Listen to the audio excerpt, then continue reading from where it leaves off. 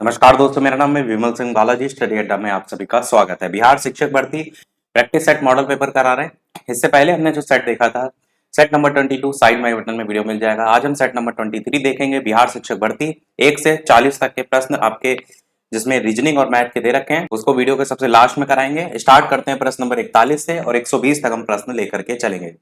41 प्रश्न आपसे पूछा गया है कि इनमें से कौन सा एक सरल स्थायी ऊतक जो है उसके अंतर्गत नहीं आता है।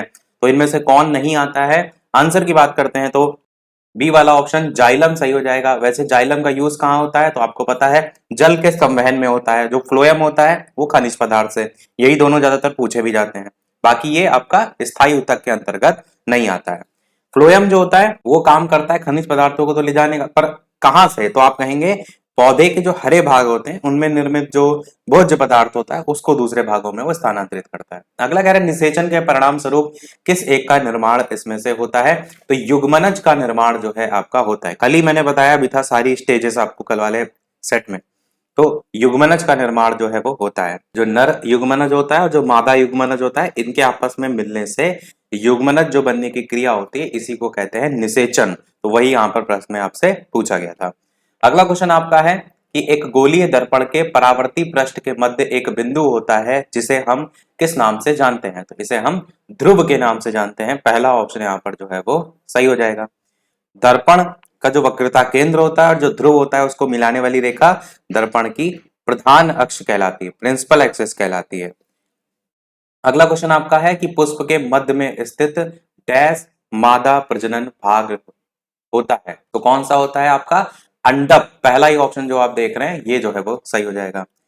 जायांग जो होता है वो पुष्प का वास्तविक मादा भाग होता है, और ये जो पुष्प होता है उसका चौथा और सबसे भीतरी चक्र भी होता है। और जो दल पुंज होता है वो पुष्प का दूसरा चक्र होता है। यहां पर आंसर अंडप हो जाएगा, जो कि प्रश्न में पूछा गया था। अगला क्वेश्चन आपसे कह रहा है डीएनए का एक खंड जो कि एक प्रोटीन की जानकारी प्रदान करता है, उसे क्या कहते हैं? तो उसे जीन्स कहते हैं। जीन आपका ऑप्शन सही हो जाएगा।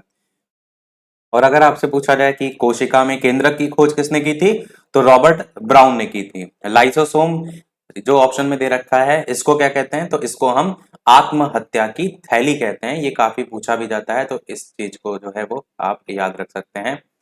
लाइसोसोम को जो है वो कहा जाता है। अगला क्वेश्चन आपका मस्तिष्क का कौन सा हिस्सा है जो कि सांस लेने को नियंत्रित करता है।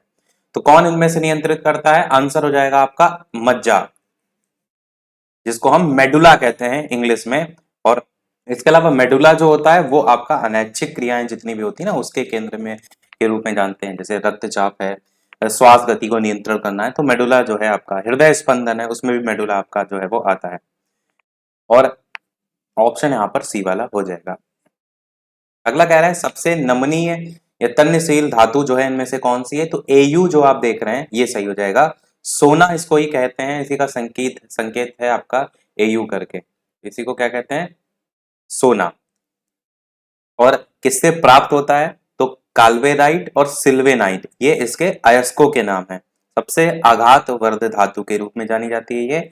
उष्मा और विद्युत के सुचालक के रूप में जानी जाती है। सबसे अक्रियाशील धातु के रूप में भी जानी जाती है। इस तरीके से आपका याद रख सकते हैं। अगला कह रहे हैं इनमें से कौन सा एक बायोगैस का घटक कह रहा है नहीं है। तो कौन इनमें से नहीं है? कार्बन मोनोऑक्साइड जो देख रहे हैं ना, ये तो जहरीली गैस होती है, ये नहीं होती है। मीथेन का सूत्र क्या होता है? तो CH4 होता है। मीथेन का सूत्र CH4।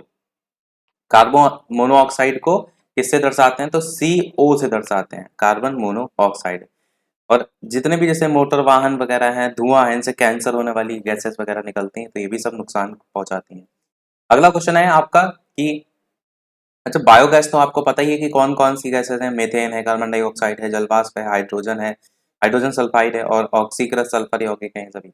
अगला कह रहा है इनमें से कौन सा एक गैस एक प्रमुख ग्रीन हाउस गैस नहीं है जो कि जलवायु परिवर्तन का भी कारण होती है। तो कौन सी नहीं है? ये आपका नाइट्रस ऑक्साइड जो आप देख रहे हैं ये जो है वो सही होगा। नाइट्रस ऑक्साइड एक प्रकार की ग्रीन हाउस गैसेस में तो नहीं आती है, परंतु जलवायु परिवर्तन पर प्रभाव डालती है। जैसे अगर हम ग्रीन हाउस गैसेस की बात करते हैं तो ट्रिक वही आपकी है, मीना का जलवा ग्रीन हाउस गैसेस, उससे आप सारी निकाल सकते हैं कौन कौन सी गैसेस आती हैं। जैसे CFC जो होती है, तो CFC आपकी रेफ्रिजरेटर है, और जो एसी वगैरह होती है उसमें इन सब से निकलती है, जो ओजोन लेयर होती है ना उसको नुकसान पहुंचाती है। अगला कह रहा है हमारे भोजन में मौजूद कॉफी, पालक, प्याज और चाय हमें भोजन के रूप में कौन सा तत्व प्रदान करती हैं? तो फ्लोराइड आपका ऑप्शन यहाँ पर जो है वो सही हो जाएगा, फ्लोराइड उससे मिलता है। जैसे फास्फोरस है तो वो आपका अंडा, मछली, दूध, दही, पनीर, बादाम इन सभी से मिलता है। ऐसे लोहा जो है वो आपका यकृत है, मांस है, अंजीर है, पालक है, इन सब से मिलता है। तो इसी प्रकार से यहाँ भी प्रश्न में पूछा गया। इनमें से किस पदार्थ का घनत्व सबसे ज्यादा होता है? तो किसका होता है? सोना का ही घनत्व सर्वाधिक आपका जो है वो होता है। कितना ये घनत्व होता है? अगर वैल्यू पूछ ली जाए बहुत डिटेल में तो 19.3 गुणे 10 की घात 3 किलोग्राम प्रति मीटर क्यूब, ये आपका इसका घनत्व का मान जो है वो होता है। अगला कह रहा है जीवाश्म ईंधन ऊर्जा के डैश स्रोत में आते हैं? तो किस में आते हैं? गैर नवीकरणीय, इसमें जो है वो आते हैं। ऊर्जा के नवीकरणीय स्रोत, सौर ऊर्जा, पवन ऊर्जा, तो ये बायोगैस भी जैसे हो गया जो कि आप कहेंगे समाप्त ना हो, और गैर नवीकरणीय स्रोत जैसे कोयला हो गया, पेट्रोल हो गया, जो कि समाप्त हो जाए। स्थानांतरित ऊष्मा ऊर्जा की एसआई इकाई पूछी गई है, क्या है? तो क्या है इनमें से? आंसर की बात करते हैं तो ऑप्शन आपका सी वाला यहाँ पर जो है जूल जो देख रहे हैं ये सही हो जाएगा। ऊर्जा की एसआई इकाई क्या होती है? तो जूल होती है। एम्पियर जो होता है वो विद्युत धारा की इकाई होती है, और तापमान का एसआई मात्रक केल्विन होता है। तो कैलोरी आपको देखने को मिलता है जब ऊष्मा का सीजीएस मात्रक पूछा जाता है। अगला कह रहे किसी वस्तु का द्रव्यमान इसके डैश का सांख्यिकीय माप के रूप में जाना जाता है? तो जड़त्व हो जाएगा। किसी वस्तु का द्रव्यमान इसके जड़त्व का सांख्यिक माप जो है वो होता है। और जड़त्व का जो नियम है उसमें आपका जड़त्व भी तीन टाइप के होते हैं। विराम का जड़त्व होता है, यानी विराम में रहने वाली वस्तु तब तक विराम की अवस्था में रहती है जब तक कोई उस पर बाह्य बल ना लगाया जाए। एक गति का जड़त्व होता है, उसमें क्या होता है जब तक बल आरोपित ना हो तब तक वो गति, यानी जो वस्तु है वो अपनी एक समान गति की अवस्था में परिवर्तन नहीं कर सकती है। और दिशा का जड़त्व भी होता है जिसके कारण वो स्वयं की दिशा में परिवर्तन नहीं कर सकता है, वो आपका दिशा का जड़त्व में आता है। अगला कह रहा है पर्यावरणीय परिवर्तन के प्रति किसी जीव द्वारा किए जाने वाले शारीरिक समायोजन को क्या कहा जाता है? तो इसको हम पारिस्थितिक अनुकूलन जो है वो आपका कहते हैं। और अनुकूलन की जब बात होती है ना तो वो भी तीन टाइप के होते हैं। एक संरचनात्मक अनुकूलन जिसमें प्राकृतिक आवास में कैसे आप अपने आप को सक्षम बना पा रहे हैं रहने के लिए। एक शारीरिक अनुकूलन होता है जो कि कोई जीव कैसे अपने आप को ढाल पा रहा है। और एक व्यवहार अनुकूलन होता है जैसे कि विपरीत लिंग जो है उसको निभाना या खुद की रक्षा करना, उससे संबंधित होता है व्यवहार अनुकूलन। जैविक प्रक्रिया के द्वारा विभाजित जो पदार्थ होते हैं उनको क्या कहा जाता है? तो इसे हम जैव निम्नीकरण जो है वो कहते हैं। जैव निम्नीकरण कचरे का यूज ऊर्जा में, खाद्य में, बायोगैस में अलग अलग में होता है, ये आप याद रख सकते हैं। उस सामग्री की पहचान करें जिसमें आयतन विस्तार का निम्न गुणांक होता है। तो आंसर आपका ऑप्शन आयरन जो है वो यहाँ पर सही हो जाएगा। पूछा गया आयतन विस्तार का निम्न गुणांक, तो आयरन हो जाएगा। और सबसे अधिक अगर पूछ लेता तो पारा में देखने को मिलता है। ऑप्शन में अधिक तो नहीं पूछा गया है, तो ध्यान रखिएगा। क्या होता है आयतन प्रसार? आयतन विस्तार या आयतन प्रसार, अगर किसी वस्तु के टेम्परेचर में आप वृद्धि करें तो वो फैल जाता है ना, उसके आयतन में वृद्धि हो जाती है, उसी को कहते हैं आयतन प्रसार। अगला कह रहा है बैक्टीरिया की खोज करने वाले वैज्ञानिक का नाम जो है वो क्या था? तो आंसर की बात करते हैं ल्यूवेनहॉक, एंटोनी वॉन ल्यूवेनहॉक, ये इनका पूरा नाम था। न्यूट्रॉन की खोज किसने की थी? चैडविक ने की थी, ईटा पर नाच वाली ट्रिक से। लुई पाश्चर की बात होती है तो उन्होंने रेबीज का टीका खोजा था।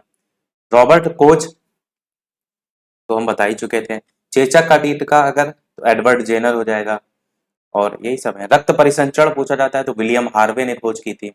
अगला कह रहा है इनमें से कौन गर्म रक्त प्राणी है? तो कौन है? कबूतर का जो रक्त है ये गर्म होता है, ऐसा बताया जाता है। देखा होगा जो पैरालिसिस हो जाता है तो कई गांव में टोटका करते हैं कि कबूतर का जो ब्लड होता है वो लगा लो ठीक हो जाएगा, ऐसे चलते हैं गाँव में वगैरह में।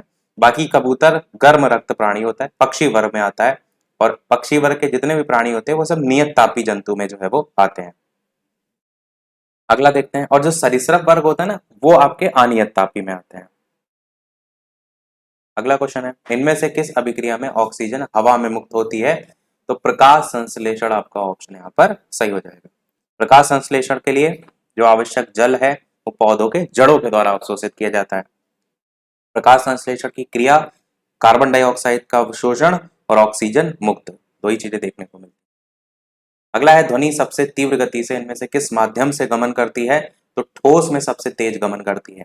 ठोस के बाद आपका नंबर आएगा द्रव और फिर आएगा आपका गैस। अगर हम बात करते हैं कि ध्वनि की जो चाल है वो अलग अलग माध्यम में कितने टेम्परेचर पर एक नापी जाती है, तो 25 डिग्री सेल्सियस पर सबसे ज्यादा होती किसकी है?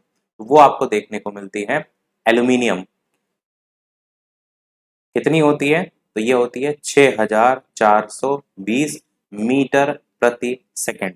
ऐसे ही अगर कोई और की पूछी जाए, तो जैसे कांच की पूछी जाए तो 3880 मीटर प्रति सेकंड होती है। ऐसे ऑक्सीजन की पूछी जाए तो 316 मीटर प्रति सेकंड होती है। तो कोशिश यही कीजिए सबसे ज्यादा और सबसे कम वाला याद रख सकते हैं। निर्वात में प्रकाश आपका जो है वो चल सकता है पर ध्वनि नहीं चल सकती। इस बात को हमेशा ध्यान रखिएगा कि ध्वनि को चलने के लिए चाहिए होता है माध्यम, पर प्रकाश के साथ ऐसा सीन नहीं होता, प्रकाश आपका चल सकता है। अगला क्वेश्चन है इनमें से कौन से तत्व का रासायनिक प्रतीक लैटिन भाषा से लिया गया है? तो आयरन आपका जो देख रहे हैं ऑप्शन, ये जो है वो सही हो जाएगा। आयरन जो है Fe जिसको हम कहते हैं, इंग्लिश में फेरम कहते हैं, इसलिए शॉर्ट में Fe से इसे दर्शाते हैं। परमाणु क्रमांक इसका 26 होता है और 8वें वर्ग के धातु में आता है ये आपका। और इसके अयस्क की अगर आयरन की बात करते हैं तो हेमेटाइट आपका इसका अयस्क याद रख सकते हैं, मैग्नेटाइट इसका अयस्क जो है वो याद रख सकते हैं, लिमोनाइट इसका अयस्क जो है वो याद रख सकते हैं। तो ऐसे और भी बहुत से, सिडेराइट है और आपका आयरन पायराइट है, कैल्कोपायराइट है, ये सब आयरन के अयस्क हैं, जिस अयस्क से ही तो धातु को निकाला जाता है, तो आयरन को उसी से ही प्राप्त किया जाता है। अगला है किसी वस्तु को एक निश्चित ऊंचाई से अगर भूमि पर गिराया जाता है तो जब ये भूमि को छूती है तो इसमें क्या होगा? तो इसमें आपका गतिज ऊर्जा होगी। बी वाला आपका ऑप्शन यहाँ पर जो है वो सही हो जाएगा। इसमें कौन सी ऊर्जा होगी? गतिज ऊर्जा होगी। और फॉर्मूला क्या होता है गतिज ऊर्जा का? तो आपको पता है कि गतिज ऊर्जा को काइनेटिक एनर्जी से दर्शाते हैं, के ई बराबर हाफ एम वी स्क्वायर। ये फॉर्मूला होता है गतिज ऊर्जा का। स्थितिज ऊर्जा की अगर बात करते हैं तो सबसे ज्यादा जो पूछा जाने वाला क्वेश्चन है वो होता है कि घड़ी की जो चाबी होती है उसमें कौन सी ऊर्जा संचित होती है? तो वो स्थितिज ऊर्जा। सबसे ज्यादा क्वेश्चन आपको देखने को मिलता है कॉम्पिटेटिव लेवल के आधार पर। अगला कह रहा है एनिलिडा वर्ग से संबंधित इनमें से कौन सा कह रहा है नहीं है, नहीं पूछा गया है। तो एस्केरिस जो देख रहे हैं ना, ये आपका एनिलिडा वर्ग में जो है वो नहीं आता है। केचुआ या नेरिस और जोग, ये तीन जो आप देख रहे हैं, ये तीनों के तीनों आपके एनिलिडा वर्ग में जो है वो आते हैं। केचुआ की विशेषता होती है कि 4 जोड़ी हृदय होता है। और जो एनिलिडा वर्ग होता है इसके जीव एक लिंगी भी होते हैं और उभयलिंगी, दोनों टाइप के जो है वो होते हैं। और इनका जो उत्सर्जी अंग होता है वो वृक्क के रूप में होता है। अगर आपने इस चीज को थोड़ा डिटेल में पढ़ रखी ना, तो इस तरीके के क्वेश्चन जैसे जूनियर एडिट का पेपर यूपी में हुआ था तो बहुत आए थे। अगला कह रहा है इनमें से कौन सा कथन है जो गलत है? तो गलत है यहाँ पर पूछा गया, लार में सलाइवरी लाइपेज नामक एक एंजाइम होता है जो कि स्टार्च को सरल शर्करा में विघटित करता है। ये गलत है, गलत ही पूछा गया था आपसे। और लार ग्रंथियों से ही तो लार निकलती है। कौन सी प्रकृति होती है लार की अगर हम बात करते हैं? तो ये अम्लीय प्रकृति होती है, इस बात को भी याद रख सकते हैं। और लार में उपस्थित जो टाइलिन होता है ना, वो भोजन के मंड को शर्करा में बदलता है। तो होता क्या है उसमें? टाइलिन होता है, उस बात को भी याद रखिएगा। अगला क्वेश्चन आपसे कह रहा है कि पीनियल ग्रंथि से स्रावित होता है। लगभग 25 क्वेश्चन अब तक हम कर चुके हैं। वीडियो से जो भी लोग जुड़ते जा रहे हैं, अगर वीडियो अच्छा लगे तो लाइक भी साथ ही साथ जरूर करते रहिएगा और शेयर कर सकते हैं तो शेयर भी करते रहिएगा। तो पीनियल ग्रंथि से स्रावित होता है, क्या स्रावित होता है? मेलाटोनिन। डी ऑप्शन सही हो जाएगा। मानव शरीर की सबसे छोटी ग्रंथि की अगर हम बात करें तो यही आपका आंसर हो जाएगा, पीनियल ग्रंथि। अगर आपसे कहा जाए कि मानव शरीर की सबसे छोटी ग्रंथि के रूप में कौन सी जानी जाती है, तो आप कहेंगे पीनियल ग्रंथि। और यही प्रश्न में पूछा गया है कि इनमें से पीनियल ग्रंथि से स्रावित क्या होता है? तो मेलाटोनिन जो है वो स्रावित होता है। इसका आकार कितना होता है? तो अनानास का जो बीज होता है ना, उसके बराबर होता है पीनियल ग्रंथि। सोचिए कितना ज्यादा छोटा होगा वो आकार। और पीनियल ग्रंथि के अंतर्गत मेलाटोनिन हार्मोन जो है लगभग 90 से 95% तक आपका स्रावित होता है। इसके अलावा इसमें से सेरोटोनिन आपका भी हार्मोन लगभग 5 से 10% स्रावित होता है। मेलाटोनिन जो है अगर बात करते हैं तो मानव का सोना है, जागना है, उसके समय को नियंत्रित करता है। इसका ये मेन काम होता है। खुशी को नियंत्रित करने का काम भी ये करता है। और पीनियल ग्रंथि को एक और नाम से जाना जाता है, वो आपका है जैविक घड़ी के नाम से। अगर पूछा जाता है तो इस नाम से भी पूछा जा सकता है। बाकी इंसुलिन आप जानते हैं कि अंगाशय के एक भाग लैंगर हैंस्की द्वीपिका के बीटा कोशिकाओं से स्रावित होता है। किसी वस्तु कठोर वस्तु से टकराने पर घंटी जैसी ध्वनि उत्पन्न करने के लिए धातुओं के गुण को किस नाम से जाना जाता है? तो ध्वन्यात्मकता जो आप यहाँ पर देख रहे हैं, ये जो है वो यहाँ पर निकल करके आएगा। बाकी आपको पता है कि ऐसे तत्व जो इलेक्ट्रॉन को त्याग करके धनायन प्रदान करते हैं वो धातु कहलाते हैं। धातुओं की विशेषता चमकदार होते हैं, आघातवर्धनीय होते हैं, तन्य होते हैं, ये इनकी विशेषताओं पर भी दर्शाता है। और किसी भी माध्यम में ध्वनि की चाल किस पर डिपेंड करती है? तो उसकी आवृत्ति पर निर्भर करती है। अगला कारण में से कौन सा रोग है जो कि मुख्य एडीज जो मच्छर है उनके द्वारा फैलाए जाने वाले वायरस के कारण होता है? तो जीका बुखार जो आप यहाँ पर देख रहे हैं ये आपका यहाँ पर सही हो जाएगा। एडीज मच्छर खासियत ये होती है दिन में काटते हैं और इससे डेंगू, चिकनगुनिया, पीला बुखार ये सब इसमें देखने को मिलते हैं। अगला क्वेश्चन, इनमें से क्या खाद्य और जल प्रदूषण का कारण कह रहा है? नहीं है। तो यहाँ पर आवारा जानवरों के द्वारा जो काटना होता है ना, ये नहीं आएगा जल प्रदूषण से। बाकी तो सब आएंगे ही, चाहे खाद्य पदार्थ का भंडारण हो, वातावरण में मौजूद संक्रामक जीव हो, ये सभी। अगला कह रहा है कि अल्ट्रासोनिक तरंगों की आवृत्ति क्या है? तो क्या है? 20 किलो हर्ट्ज से अधिक होती है अल्ट्रासोनिक तरंगों की आवृत्ति। 20,000 हर्ट्ज से 20 किलो हर्ट्ज की अगर बात करें तो उससे अधिक आवृत्ति की जो ध्वनियां होती हैं उसको हम रखते हैं पराश्रव्य ध्वनि या पराध्वनि में। जैसे डॉल्फिन है, चमगादड़ है, ये सब पराध्वनि उत्पन्न करते हैं। यूज भी चिकित्सा में होता है, उद्योगों में होता है, और हृदय जो होता है उसमें ईसीजी किया जाता है ना, उसमें भी यूज होता है। तो इन सब में यूज तो होता है। और जो पथरी हो जाती है बहुत से लोगों को, गुर्दे की पथरी, उसको छोटे छोटे टुकड़ों में तोड़ा जाता है ना, तो वो भी यहाँ पर यूज इन तरंगों का किया जाता है। और मनुष्य में ध्वनि की श्रव्यता का स्तर कितना होता है? तो 20 हर्ट्ज से 20,000 हर्ट्ज के बीच में जो है वो होता है। जो एक अवश्रव्य तरंगें होती हैं वो 20 हर्ट्ज से कम आवृत्ति की ध्वनियां होती हैं। जैसे हाथी जो है वो अवश्रव्य ध्वनि की ध्वनियां सुन सकता है, व्हेल मछली सुन सकती है। अगला क्वेश्चन आपका है कि आपतित किरण आपतन बिंदु पर लंब किरण और परावर्तित किरण सभी डैश अवस्थित होते हैं? तो समान समतल में होते हैं। बी वाला ऑप्शन यहाँ पर हो जाएगा। और ये जो नियम होता है ना वो किसका होता है? परावर्तन नियम का ही तो होता है। और एक sine i upon sine upon, आपने एक नियतांक के sine i upon sine r को एक नियतांक के बराबर मान करके भी दर्शाते हैं।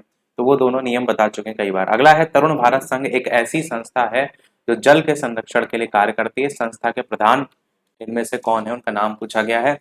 आंसर की बात करते हैं तो आंसर राजेंद्र सिंह आपका ऑप्शन यहाँ पर जो है वो सही होगा। तरुण भारत संघ जो है एक एनजीओ की तरीके से काम करता है, जिसको ही हम गैर सरकारी संगठन कहते हैं। राजेंद्र सिंह जो है इसके वर्तमान में संस्थापक भी रहे थे और अध्यक्ष भी हैं। रैमन मैक्स से अवार्ड इनको मिल चुका है। और तरुण भारत संघ की स्थापना कब हुई थी? तो ये हुई थी 1975 में। वन और जल दोनों के संरक्षण जो मुद्दे होते हैं ना, उससे संबंधित होता है। राजेंद्र सिंह को जल पुरुष के नाम से भी जाना जाता है। किस नाम से? जल पुरुष के नाम से भी जाना जाता है। मेधा पाटेकर का नाम कहाँ आपने सुना है? नर्मदा बचाओ आंदोलन में सुना है। ईवीएस है आपके कोर्स में, नर्मदा बचाओ आंदोलन में इनका नाम देखने को जो है आपको मिलता है। और सुंदरलाल बहुगुणा जी का नाम कहाँ मिलता है? इनका नाम मिलता है चिपको आंदोलन से संबंधित। तो ये याद रख सकते हैं। अगला क्वेश्चन आपसे कह रहा है कि इनमें से जल के विषय में कौन सा कह रहा है सही नहीं है? तो कौन सा सही नहीं है? जल का घनत्व 100 डिग्री सेल्सियस पर सर्वाधिक होता है, ये वाला आपका ऑप्शन यहाँ पर सही नहीं है। क्योंकि आपको पता है जल का घनत्व जो सर्वाधिक होता है वो 100 डिग्री सेल्सियस पर नहीं होता है, ये 4 डिग्री सेल्सियस पर जो है वो होता है। तो ये आपका हो जाएगा। अगला क्वेश्चन आपका है कई स्थानों पर अम्ल वर्षा जलीय विविधता को प्रभावित कर रही है, वही आपसे इनमें से पूछा है। कौन सा यहाँ पर सही होगा? तो नाइट्रिक अम्ल और सल्फ्यूरिक अम्ल, ये वाला आपका ऑप्शन यहाँ पर सही हो जाएगा। और अम्ल वर्षा के लिए विद्यमान कौन से तत्व होते हैं, ऐसे करके भी तो क्वेश्चन बनता है, तब भी तो आप इन्हीं ऑप्शन के साथ जाते हैं। जल का पीएच वैल्यू कितनी होती है? तो 5.6 से कम होती है। और जल जो होता है ना वो SO2 और NO2 से जब क्रिया करता है तो सल्फ्यूरिक अम्ल और नाइट्रिक अम्ल बनता है। इस चीज को ध्यान रखिएगा। अगला देखते हैं आपका प्रश्न, पक्षी विभिन्न प्रकार के घोंसले बनाते हैं और घोंसले बनाने के लिए विभिन्न चुनाव स्थानों का चुनाव करते हैं। इनमें से कौन से पक्षी पेड़ के तनों में अपने घोंसले बनाते हैं? तो कौन सा हो जाएगा? बसंत गौरी। एक ईवीएस से इन्होंने यानी सीटेट से क्वेश्चन उठाया है। बसंत गौरी कीड़ा खाने वाला पक्षी है। बसंत और वर्षा में आप देखते हैं प्राय आम के जो पेड़ होते हैं ना उन पर ये रहता है। दुनिया का सबसे सुंदर पक्षी के रूप में कौन जाना जाता है? तो गोल्डन फिजेंट कहते हैं उसको, पहले नंबर पे आता है वो। अगला क्वेश्चन देखते हैं, ऑस्ट्रेलिया में हरिकेन, इसका एक अन्य नाम क्या है? तो इसका एक अन्य नाम विली विली है। हरिकेन को ही हम क्या कहते हैं? प्रभंजन कहते हैं। तो ये आपका नाम विली विली है। और जब तूफान की बात हो, चक्रवात की बात होती है, तो अगर क्या कहते हैं? चक्रवात, जब कम दाब की वातावरण बनने वाले क्षेत्र में हवा बाहर से भीतर की ओर आती है तो उसे कहते हैं चक्रवात। और प्रति चक्रवात में क्या होता है? केंद्र में उच्च दाब होने के कारण हवा केंद्र से बाहर की ओर जाती है। तो इस चीज को ध्यान रखिएगा हमेशा कि जब बात होगी चक्रवात की तो हवा आपकी अंदर की ओर आएगी, और जब बात होगी प्रति चक्रवात की तो यहाँ पर जो उच्च दाब हो जाता है उस कारण हवा केंद्र से बाहर की ओर आपको देखने को जाने को मिलती है। ये दोनों में एक बेसिक सा डिफरेंस है। प्रति चक्रवात जो होता है ना, इसमें मौसम साफ दिखाई देता है, विशेषताओं को लेकर के जब बात की जाती है तब। अगला क्वेश्चन देखते हैं कि खाद्य पदार्थ, वस्त्र जैसे उत्पाद है, मनोरंजन जैसी सेवाओं को उनके अंतिम उपभोक्ताओं द्वारा खरीदे जाने पर क्या कहा जाता है? तो इसको हम कहते हैं उपभोग वस्तुएं। सी वाला आपका ऑप्शन यहाँ पर सही हो जाएगा। अगला कह रहा है निम्नलिखित देशों में से कौन सा देश क्षेत्रीय सहयोग के लिए दक्षिण एशियाई क्षेत्रीय सहयोग संगठन का सदस्य आपका नहीं है? ये फुल फॉर्म किसकी होती है? दक्षिण एशियाई क्षेत्रीय सहयोग संगठन। तो ये फुल फॉर्म आपकी होती है सार्क की। सार्क जो है इसके सदस्य देशों में कौन नहीं आता है? तो म्यांमार जो है इसमें नहीं आता है। अगर मैं आपसे कहूं कि सार्क की स्थापना हुई कब थी, तो इसकी स्थापना 1985 में हुई। अगर मैं कहूं कि कहां पर हुई थी, तो काठमांडू में इसकी स्थापना जो है आपकी हुई थी। अगर मैं कहूं कि सार्क में कितनी कंट्रीज आती हैं, तो 8 देश जो है टोटल इसमें जो है वो आते हैं। कौन कौन से वो देश हैं? जिसमें भारत है, जिसमें बांग्लादेश है, जिसमें आपका भूटान है, जिसमें आपका श्रीलंका है, जिसमें आपका नेपाल है, जिसमें आपका पाकिस्तान है, जिसमें आपका मालदीव है, और मालदीव हो गया, और एक आपका अफगानिस्तान है। तो इतनी 8 कंट्रीज आपको देखने को मिलती हैं। अगर बात करें अफगानिस्तान, तो ये सबसे बाद में बना था। अफगानिस्तान इसमें सबसे बना नहीं था, कहने का मतलब सबसे बाद में इसमें शामिल हुआ था। तो ये कब शामिल हुआ था? सन 2007 में शामिल हुआ था। दिल्ली सार्क सम्मेलन एक्चुअल में हुआ था, उसी में ही इसको जो है वो शामिल किया गया था सबसे लास्ट में। अगला है चोल अभिलेखों में उल्लिखित भूमि की विभिन्न कोटियों के अनुसार डैश को गैर ब्राह्मण किसान स्वामी की भूमि जो है वो कहा जाता है। तो किसको कहते हैं? ये हम कहते हैं वेल्लन वगाई करके, जो आप देख रहे हैं पहला ऑप्शन ये सही हो जाएगा। बाणभट्ट के लेखक इनमें से कौन थे? तो बाणभट्ट लेखक थे, अच्छा किस किस रचनाओं के वो पूछा गया है। तो पार्वती परिणय के थे, बिल्कुल थे। कादम्बरी के थे, बिल्कुल थे। हर्षचरित के थे, तो बिल्कुल थे। पंचतंत्र इनके द्वारा नहीं लिखी गई है। पंचतंत्र तो विष्णु शर्मा जी की जो है वो पंक्तियां हैं, तो ये आपका ऑप्शन यहाँ से कट जाएगा। और इसी प्रकार से रत्न मलिका जो आप देख रहे हैं वो भी इनकी पंक्तियां नहीं है। आंसर यहाँ पर कौन सा सही होगा? आंसर यहाँ पर आपका सी वाला या पहला वाला? पहला वाला सही होगा। पहला, दूसरा, तीसरा, ये 3 इनकी मुख्य रचनाएं हैं। बाकी इसमें जो नहीं लिखी है वो आपकी, वैसे कादम्बरी हर्षचरित यही पूछी जाती है मुख्यतः। पर हर्षचरित की जब बात होती है तो ये विद्वान शासक थे, इन्होंने नागानंद, रत्नावली और प्रियदर्शिका पुस्तकें जो है वो लिखी हैं। अगला देखते हैं, भारत का पहला मुस्लिम आक्रमणकारी इनमें से कौन था? तो आंसर की बात करते हैं, आपका ऑप्शन मोहम्मद बिन कासिम जो है यहाँ पर सही हो जाएगा। कासिम ने 712 ईस्वी में सिंध पर आक्रमण करके अपना जो अधिकार था, अपने अधिकार में कर लिया था सिंध को। और मोहम्मद गौरी का भारत पर पहला आक्रमण कब था? तो वो था 1175 ईस्वी में। और मुल्तान पर आक्रमण जो है उसने किया था। बाबर ने कब किया था भारत पर पहला आक्रमण? तो 1519 में किया था। और अगर ये कहा जाए कि भारत पर आक्रमण करने वाला पहला मुस्लिम शासक कौन था, तो फिर मोहम्मद बिन कासिम के साथ ही आप जाएंगे। बिहार में परमानेंट सेटलमेंट लागू करने का कारण जो है वो क्या था? तो जमींदार जो थे उनके लिए वंश परंपरागत अधिकार को स्वेच्छा से हस्तांतरित करने का अधिकार, ये आपका ऑप्शन यहाँ पर सही होगा। परमानेंट सेटलमेंट आया कब था? तो 1793 में जो है वो आया था। किसके द्वारा लाया गया था? तो लॉर्ड कॉर्नवालिस जो है इन्होंने बंगाल, बिहार और उड़ीसा में इसको लागू किया था। अगला कह रहा है बिहार के कुल भौगोलिक क्षेत्र का वनाच्छादित प्रतिशत लगभग कितना है झारखंड राज्य बनने से पहले? तो 17% आपका था, पहला ही ऑप्शन यहाँ पर सही हो जाएगा। अगला, अच्छा एक चीज ये भी समझ के रखिएगा कि अगर परसेंटेज के अकॉर्डिंग सर्वाधिक वन आवरण की बात करें पूरे भारत में, तब पहले नंबर पे कौन आता है? तो मिजोरम का नंबर देखने को मिलता है। परसेंटेज में पहले नंबर पे है मिजोरम, 85.41% देखने को जो है वो मिलता है, ये परसेंटेज। और फिर अरुणाचल प्रदेश का नंबर आता है और उसके बाद मेघालय का। टॉप 3 याद रख सकते हैं। और भारत का सर्वाधिक वन क्षेत्रफल के अकॉर्डिंग अगर बात कर देगा तो फिर हमारा एमपी आ जाएगा, मध्य प्रदेश, क्योंकि क्षेत्रफल के अकॉर्डिंग ये है पर परसेंटेज के अकॉर्डिंग ये है, दोनों में अंतर है। और इसका क्षेत्रफल कितना है मध्य प्रदेश का, जो वन आवरण की बात होती है, तो 77,482 किलोमीटर स्क्वायर आपको देखने को मिलता है। अगला है मानसून पूर्व वर्षा, जो केरल और कर्नाटक के तटीय क्षेत्रों में एक सामान्य घटना है। इसको स्थानीय तौर पर किस नाम से जो है वो जाना जाता है? तो इसको जो है आम्र वर्षा के नाम से जाना जाता है।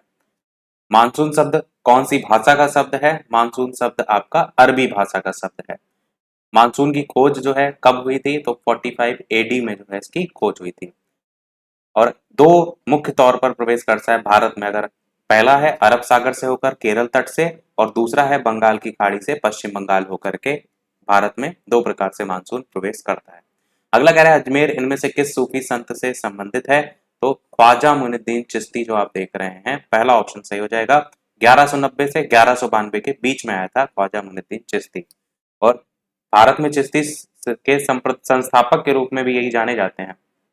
अगला क्वेश्चन है राजीव गांधी अंतरराष्ट्रीय विमानपत्तन कहाँ पर स्थित है? तो ये आपका हैदराबाद में जो है वो स्थित है। डी वाला ऑप्शन यहाँ पर हो जाएगा।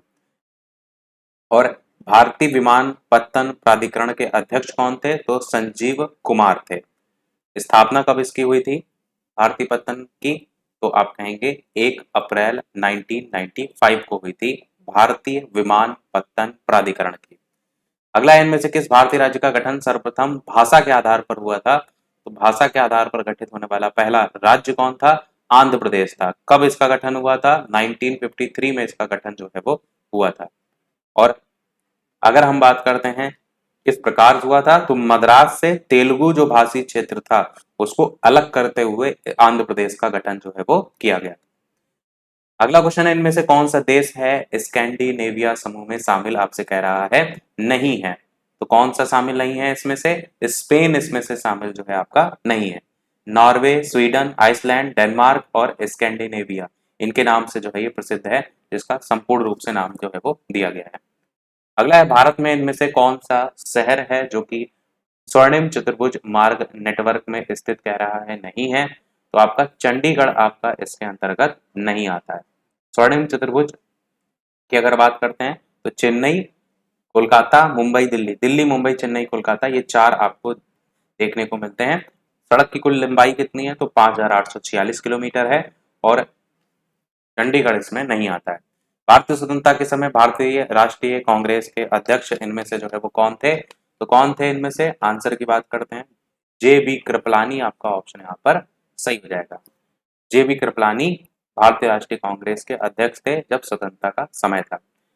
अगर हम बात करते हैं कब था समय, यानी कि स्वतंत्रता का, तो 1947 था। तो 1947 में कोई नहीं था, एक्चुअल में 1946 में थे। पर पूछा जब भी जाता है स्वतंत्रता के समय तो इन्हीं का नाम देखने को मिलता है। और इसके बाद कौन थे? तो वो पट्टाभी सीतारमैया थे, वो 1948 में जाकर के बने थे। स्वतंत्रता के टाइम में भारत के वायसराय कौन थे? तो लॉर्ड माउंटबेटन जो है वो थे। स्वतंत्रता के समय ब्रिटेन के राजा कौन थे? तो जॉर्ज जॉर्ज सस्टम करके थे। तो इनका नाम याद रख सकते हैं, जॉर्ज सस्टम करके।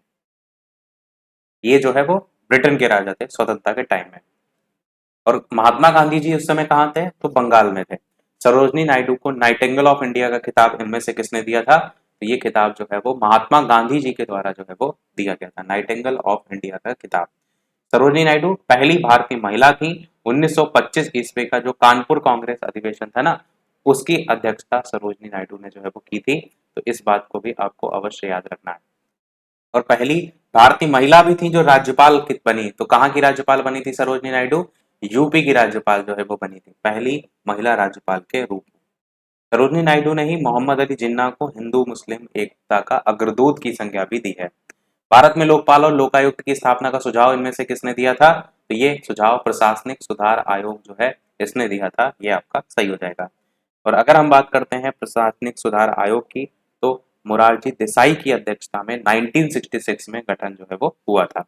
अगला, एक तरफ समितियां हैं, एक तरफ सुझाव है। कौन सी समिति ने कौन सा सुझाव दिया था? तो बलवंत राय मेहता समिति की अगर बात करते हैं, ये सुझाव दिया गया था द्विस्तरीय की त्रिस्तरीय, तो आप कहेंगे त्रिस्तरीय, ये वाला त्रिस्तरीय से मैच हो जाएगा। अशोक मेहता जो थे इन्होंने द्विस्तरीय सुझाव दिया था, तो ये आपका द्विस्तरीय से मैच हो जाएगा। एम सिंघवी की अगर बात करते हैं तो स्थानीय स्वशासन से संबंधित, ये आपका इससे मैच हो जाएगा। और जे वी के राव समिति प्रतिनिधित्व के तरीके में सुधार, इससे मैच हो जाएगा। यानी सही आंसर कौन सा होगा? सी वाला हो जाएगा, जिसमें आपका सबसे पहले 2, उसके बाद 1, उसके बाद 4, उसके बाद 3, ये इस प्रकार से क्रम आपका हो जाएगा। अगला क्वेश्चन आपसे कह रहा है ब्राह्मणों के द्वारा भागवत धर्म को कब सामान्य रूप से अपना लिया गया और वैष्णव धर्म को विशिष्टता से स्वीकार किया गया? तो कौन सा सही होगा? यहाँ पर आपका गुप्त काल ऑप्शन यहाँ पर हो जाएगा। गुप्त काल में जो है ऐसा देखने को मिला था। चंद्रगुप्त द्वितीय हैं प्रमुख रूप से, और श्रीगुप्त हैं संस्थापक के रूप में। ये सब ऑलरेडी हम चीजें आपको टॉपिक वाइज वाले में बता चुके हैं। ह्वेनसांग ने किसके राज्य का दौरा नहीं किया था? नहीं पूछा गया, तो कौन सा सही हो जाएगा? इसमें से महेंद्र वर्मन प्रथम का राज्य का दौरा नहीं किया था।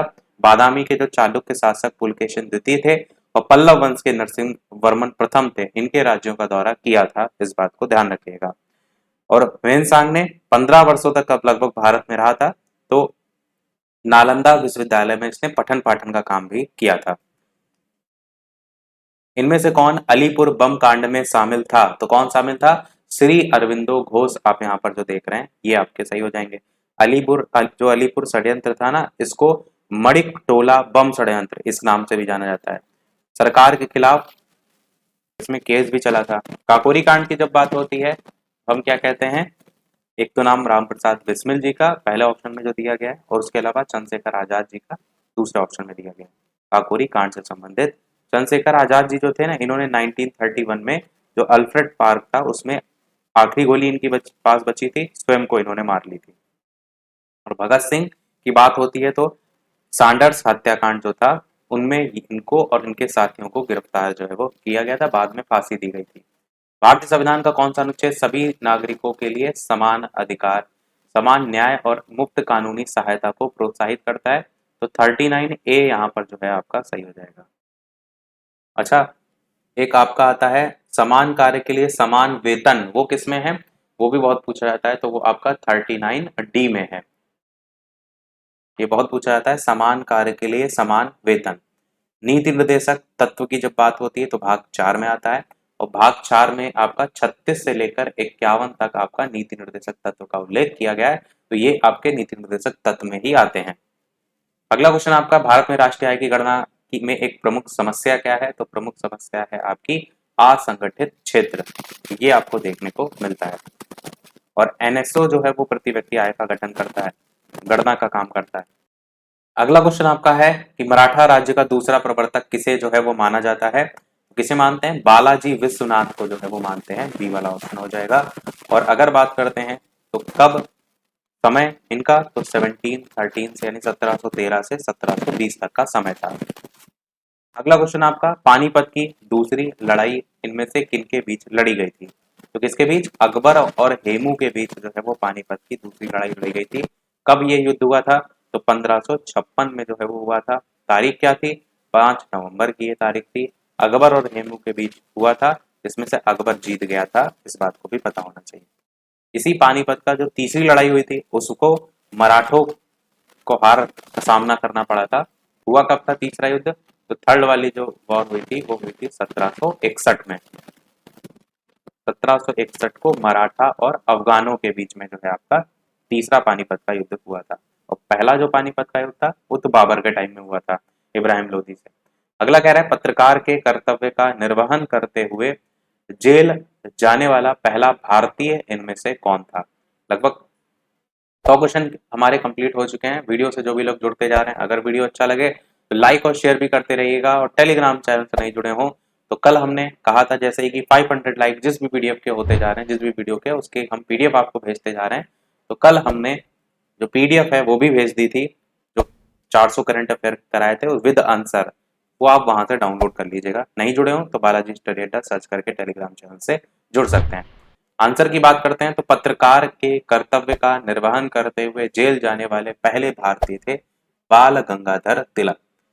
बाल गंगाधर तिलक राजनीतिक कारणों से जेल जाने वाले पहले भारतीय के रूप में ऐसे भी क्वेश्चन आता है, तो यही जो है वो थे। अगला क्वेश्चन, बारिंद्र कुमार घोष के क्रियाकलापों ने गुप्त क्रांतिकारी संगठन को जन्म दिया, वो संगठन कौन सा? अनुशीलन समिति आपका पहला ऑप्शन यहाँ पर सही हो जाएगा। और बारिंद्र कुमार घोष ने भवानी मंदिर पुस्तक की रचना की थी। अनुशीलन समिति की जब बात होती है तो उसके द्वारा युगांतर क्रांतिकारी समाचार पत्र निकाला गया था, उस चीज को भी आप याद रख सकते हैं। अभिनव भारत की स्थापना कब हुई थी? तो 1904 में। चिपको आंदोलन मूल रूप से किसके विरुद्ध था? तो किसके विरुद्ध था? वन कटाई के विरुद्ध था चिपको आंदोलन। आपको पता है चिपको आंदोलन कब आरंभ हुआ था? 1973 में आरंभ हुआ था। और बात होती है किसकी? उत्तराखंड की। तो उत्तराखंड में वनों को काटने से रोकने के बचाने के लिए इसमें चलाया गया था। और सुंदरलाल बहुगुणा जी की जब बात होती है तो ये मुख्य पर्यावरण विद के रूप में जो है वो जानी जाती हैं, इन्होंने ही इसका नेतृत्व किया था। एक आपको पॉइंट देखने को मिलता है रेड डाटा। रेड डाटा क्या होता है? रेड डाटा में उन आप कहेंगे जो ऐसे जीव या ऐसे प्रजातियां जो एकदम विलुप्ति के कगार पे हैं, उसको रखा जाता है रेड डाटा में। तो ये पर्यावरण से ही संबंधित है। अगला क्वेश्चन आपका है, भारतीय संविधान के अनुच्छेद डैश के अंतर्गत हिंदी को संघ की राजभाषा घोषित किया गया है। Very very important question. Answer की बात करते हैं तो आंसर हो जाएगा 343। 343 में जो है रखा गया है। और जो 348 अनुच्छेद है उसमें उच्चतम न्यायालय और उच्च न्यायालय के भाषा से संबंधित है। 345 में राज्यों की भाषा से संबंधित है। अधिकतर तो यही आता है, पर जब ज्यादा डिटेल में क्वेश्चन बनता है तो राज्यों की भाषा से संबंधित है आपका 345। और 333 जो आप देख रहे हैं ये राज्यों की जो विधानसभा होती है उसमें आंग्ल भारतीय समुदाय के प्रतिनिधित्व को लेकर के ये बात करता है। लोकसभा अध्यक्ष इनमें से किसे त्यागपत्र सौंपकर पदमुक्त जो है वो हो सकता है? ये आपका लोकसभा उपाध्यक्ष को जो है वो अपना त्यागपत्र जो है वो दे सकता है। ये आपका सही हो जाएगा। बाकी ट्रिक सरला वाली याद रखिएगा, संसद राज्यसभा लोकसभा करके 79, 80, 81 ये 3 आर्टिकल हैं। अगला कह रहे गीत गोविंद के लेखक इनमें से कौन है? तो आपके जयदेव जो है वो हो जाएंगे। राधा कृष्ण के प्रेम प्रसंग का जो चित्रण किया गया है वो आपका जयदेव में जो है वो किया गया है। जयदेव कहाँ रहते थे? तो लक्ष्मण सेन, सेन वंश की जब बात होती ना तो उसके शासक थे लक्ष्मण सेन, उनके दरबार में रहते थे, वहीं से इनका नाम देखने को मिलता है। अगला है उनके संगठन के बारे के आधार पर क्रम से जो है रखिए। तो यहाँ पर आपका बॉम्बे एसोसिएशन का समय कितना था? 1852 का था। इंडियन लीग की अगर बात करते हैं तो 1875 का था। इंडियन एसोसिएशन की बात करते हैं तो 1876 का था। और मद्रास महाजन सभा की अगर बात करें तो 1884 का था। आंसर यहाँ पर देखेंगे तो सही कौन सा होगा? पहला, चौथा, तीसरा, दूसरा, इस प्रकार से ये सही क्रम आपका चलेगा। जिसमें से बॉम्बे एसोसिएशन की अगर बात करते हैं तो इसकी स्थापना किसके द्वारा की गई थी? दादा भाई नौरोजी जी के द्वारा जो है वो की गई थी बॉम्बे एसोसिएशन की स्थापना। इंडियन लीग की स्थापना किसके द्वारा की गई थी? इसकी स्थापना शिशिर मोहन भी नाम देखने को मिलता है, शिशिर कुमार घोष भी नाम देखने को मिलता है। तो शिशिर में लिख दे रहा, सीधे सीधे आप समझ जाएंगे कि इनके द्वारा जो है वो इंडियन लीग की स्थापना की गई थी। बाकी इंडियन एसोसिएशन की बात होती है तो भी आपकी स्थापना दादा भाई नौरोजी ने ही जो है वो की थी, तो ये भी आप याद रख सकते हैं। अगला क्वेश्चन आपका है कि 1937 ईस्वी के प्रांतीय जो असेंबली हैं उनके चुनाव में कांग्रेस को कितने प्रांतों में पूर्ण बहुमत प्राप्त जो है वो हुई थी? तो ये आपका ऑप्शन हो जाएगा बी वाला, यानी कि 5। टोटल 5 प्रांतों में संयुक्त प्रांत था आपका, मध्य प्रांत था आपका, बिहार था, उड़ीसा था और मद्रास था। ये 5 ऐसे प्रांत थे। इसमें जो संयुक्त प्रांत था ना यही आपका वर्तमान में नाम यूपी हो गया है। तो इसमें ये अभी आपका मौजूद था। तो संयुक्त प्रांत था पहला नंबर, उसके बाद आपको बताया था मैंने मध्य प्रांत, फिर आपका बिहार, फिर आपका उड़ीसा और आपका मद्रास। अगला क्वेश्चन है, बांग्लादेश में ब्रह्मपुत्र नदी को किस नाम से जाना जाता है? तो किस नाम से जानते हैं? जमुना के नाम से जो है वो बांग्लादेश में जानते हैं ब्रह्मपुत्र नदी को। गंगा और ब्रह्मपुत्र की जो संयुक्त धारा है उसको किस नाम से जानते हैं? तो अगर हम कहें गंगा और आपका ब्रह्मपुत्र, तो इसकी संयुक्त जो धारा है उसको हम पद्मा के नाम से जो है वो जानते हैं। पद्मा के नाम से जो है वो जानते हैं। और ब्रह्मपुत्र नदी को तिब्बत में सांगपो के नाम से जानते हैं, अरुणाचल प्रदेश में दिहांग के नाम से जानते हैं और असम में ब्रह्मपुत्र के नाम से जानते हैं। इतनी तीन चीजें आपको पता होना चाहिए। फिर से मैं रिपीट कर रहा हूँ कि तिब्बत में तो सांगपो के नाम से जानते हैं तिब्बत, उसके बाद अगर अरुणाचल प्रदेश की बात करते हैं तो दिहांग के नाम से जानते हैं और असम में इसको ब्रह्मपुत्र के नाम से जानते हैं। तो ये तीन नाम आपको पता होना चाहिए। बाकी ब्रह्मपुत्र की सहायक नदियों में दिबांग है आपकी फेमस, लोहित आपकी फेमस है, याद रख सकते हैं। ब्रह्मपुत्र नदी पर ही असम में सबसे बड़ा नदी द्वीप जिसका नाम है माजुली नदी द्वीप, वो भी आपको देखने को मिलता है। तो ये असम में पड़ता है, इस बात को ध्यान रखिएगा। पूरी दुनिया का सबसे बड़ा ये नदी द्वीप है। अगला कह रहा है, निम्न कथनों को गौर करें। बिहार का क्षेत्रफल दिया गया है, क्षेत्रफल का परसेंटेज दिया गया है, क्षेत्रफल की दृष्टि से बिहार का स्थान दिया गया है। आपसे पूछा गया इनमें से कौन से यहाँ पर सही है? तो तीनों के तीनों सही है। मैंने बताया था कि क्षेत्रफल की दृष्टि से बिहार पहले 13वें नंबर पे हुआ था, पर वापस से फिर 12वें नंबर पे आ गया, तो वर्तमान में ये 12 नंबर पर ही है। बिहार का क्षेत्रफल है 94,163 वर्ग किलोमीटर और भारत के क्षेत्रफल में अगर बात करें तो 2.86% का योगदान जो है अकेले बिहार जो है वो देता है। और कौन से नंबर पर है? तो 12वें नंबर पे है। अगला देखते हैं। अगला है, भारत में सीमांत कृषि जोत भूमि जोत का आकार जो है वो इनमें से कितना है? तो 1 हेक्टेयर से कम है। डी वाला आपका ऑप्शन यहाँ पर सही हो जाएगा। 2010-11 के अकॉर्डिंग ये आपके आंकड़े यहाँ पर दिए गए हैं। सीमांत जो कृषि जोत होता है, ऐसे एक छोटी जोत या लघु भी कहते हैं, वो 1 से 2 हेक्टेयर होता है। एक अर्ध मध्यम जोत होता है जो कि 2 से 4 हेक्टेयर होता है। एक मध्यम जोत होता है जो कि 4 से 10 हेक्टेयर होता है। एक बड़ी जोत होता है जो कि 10 हेक्टेयर से ज्यादा होता है। अगला कह रहा है, भेड़ की तरह पूरी जिंदगी जीने से बेहतर है शेर की तरह एक दिन जियो। ये कथन किसने दिया था? टीपू सुल्तान का जो है ये कथन है। बहुत ही बेहतरीन कथन है।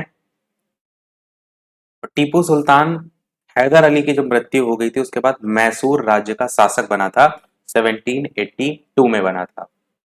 अगला है, वैश्विक आयुर्वेद महोत्सव 2023 का थीम जो है क्या थी?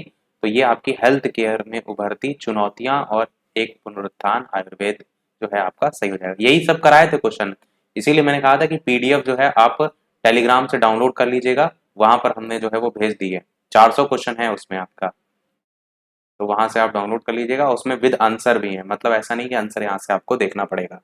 आजादी का अमृत महोत्सव और हिंदी की प्रगति यात्रा के लेखक इनमें से जो है वो कौन है? तो आपका आंसर हो जाएगा डॉक्टर मुनी राम सकलानी करके, पहला ऑप्शन यहाँ पर हो जाएगा। इसका विमोचन किसने किया था पुस्तक का? उत्तराखंड के मुख्यमंत्री पुष्कर सिंह धामी ने। अगला कह रहा है, हाइड्रोजन से चलने वाली शहरी ट्रेनों को लॉन्च करने वाला एशिया का पहला देश कौन बन गया है? तो चाइना आपका जो है यहाँ पर बन गया है।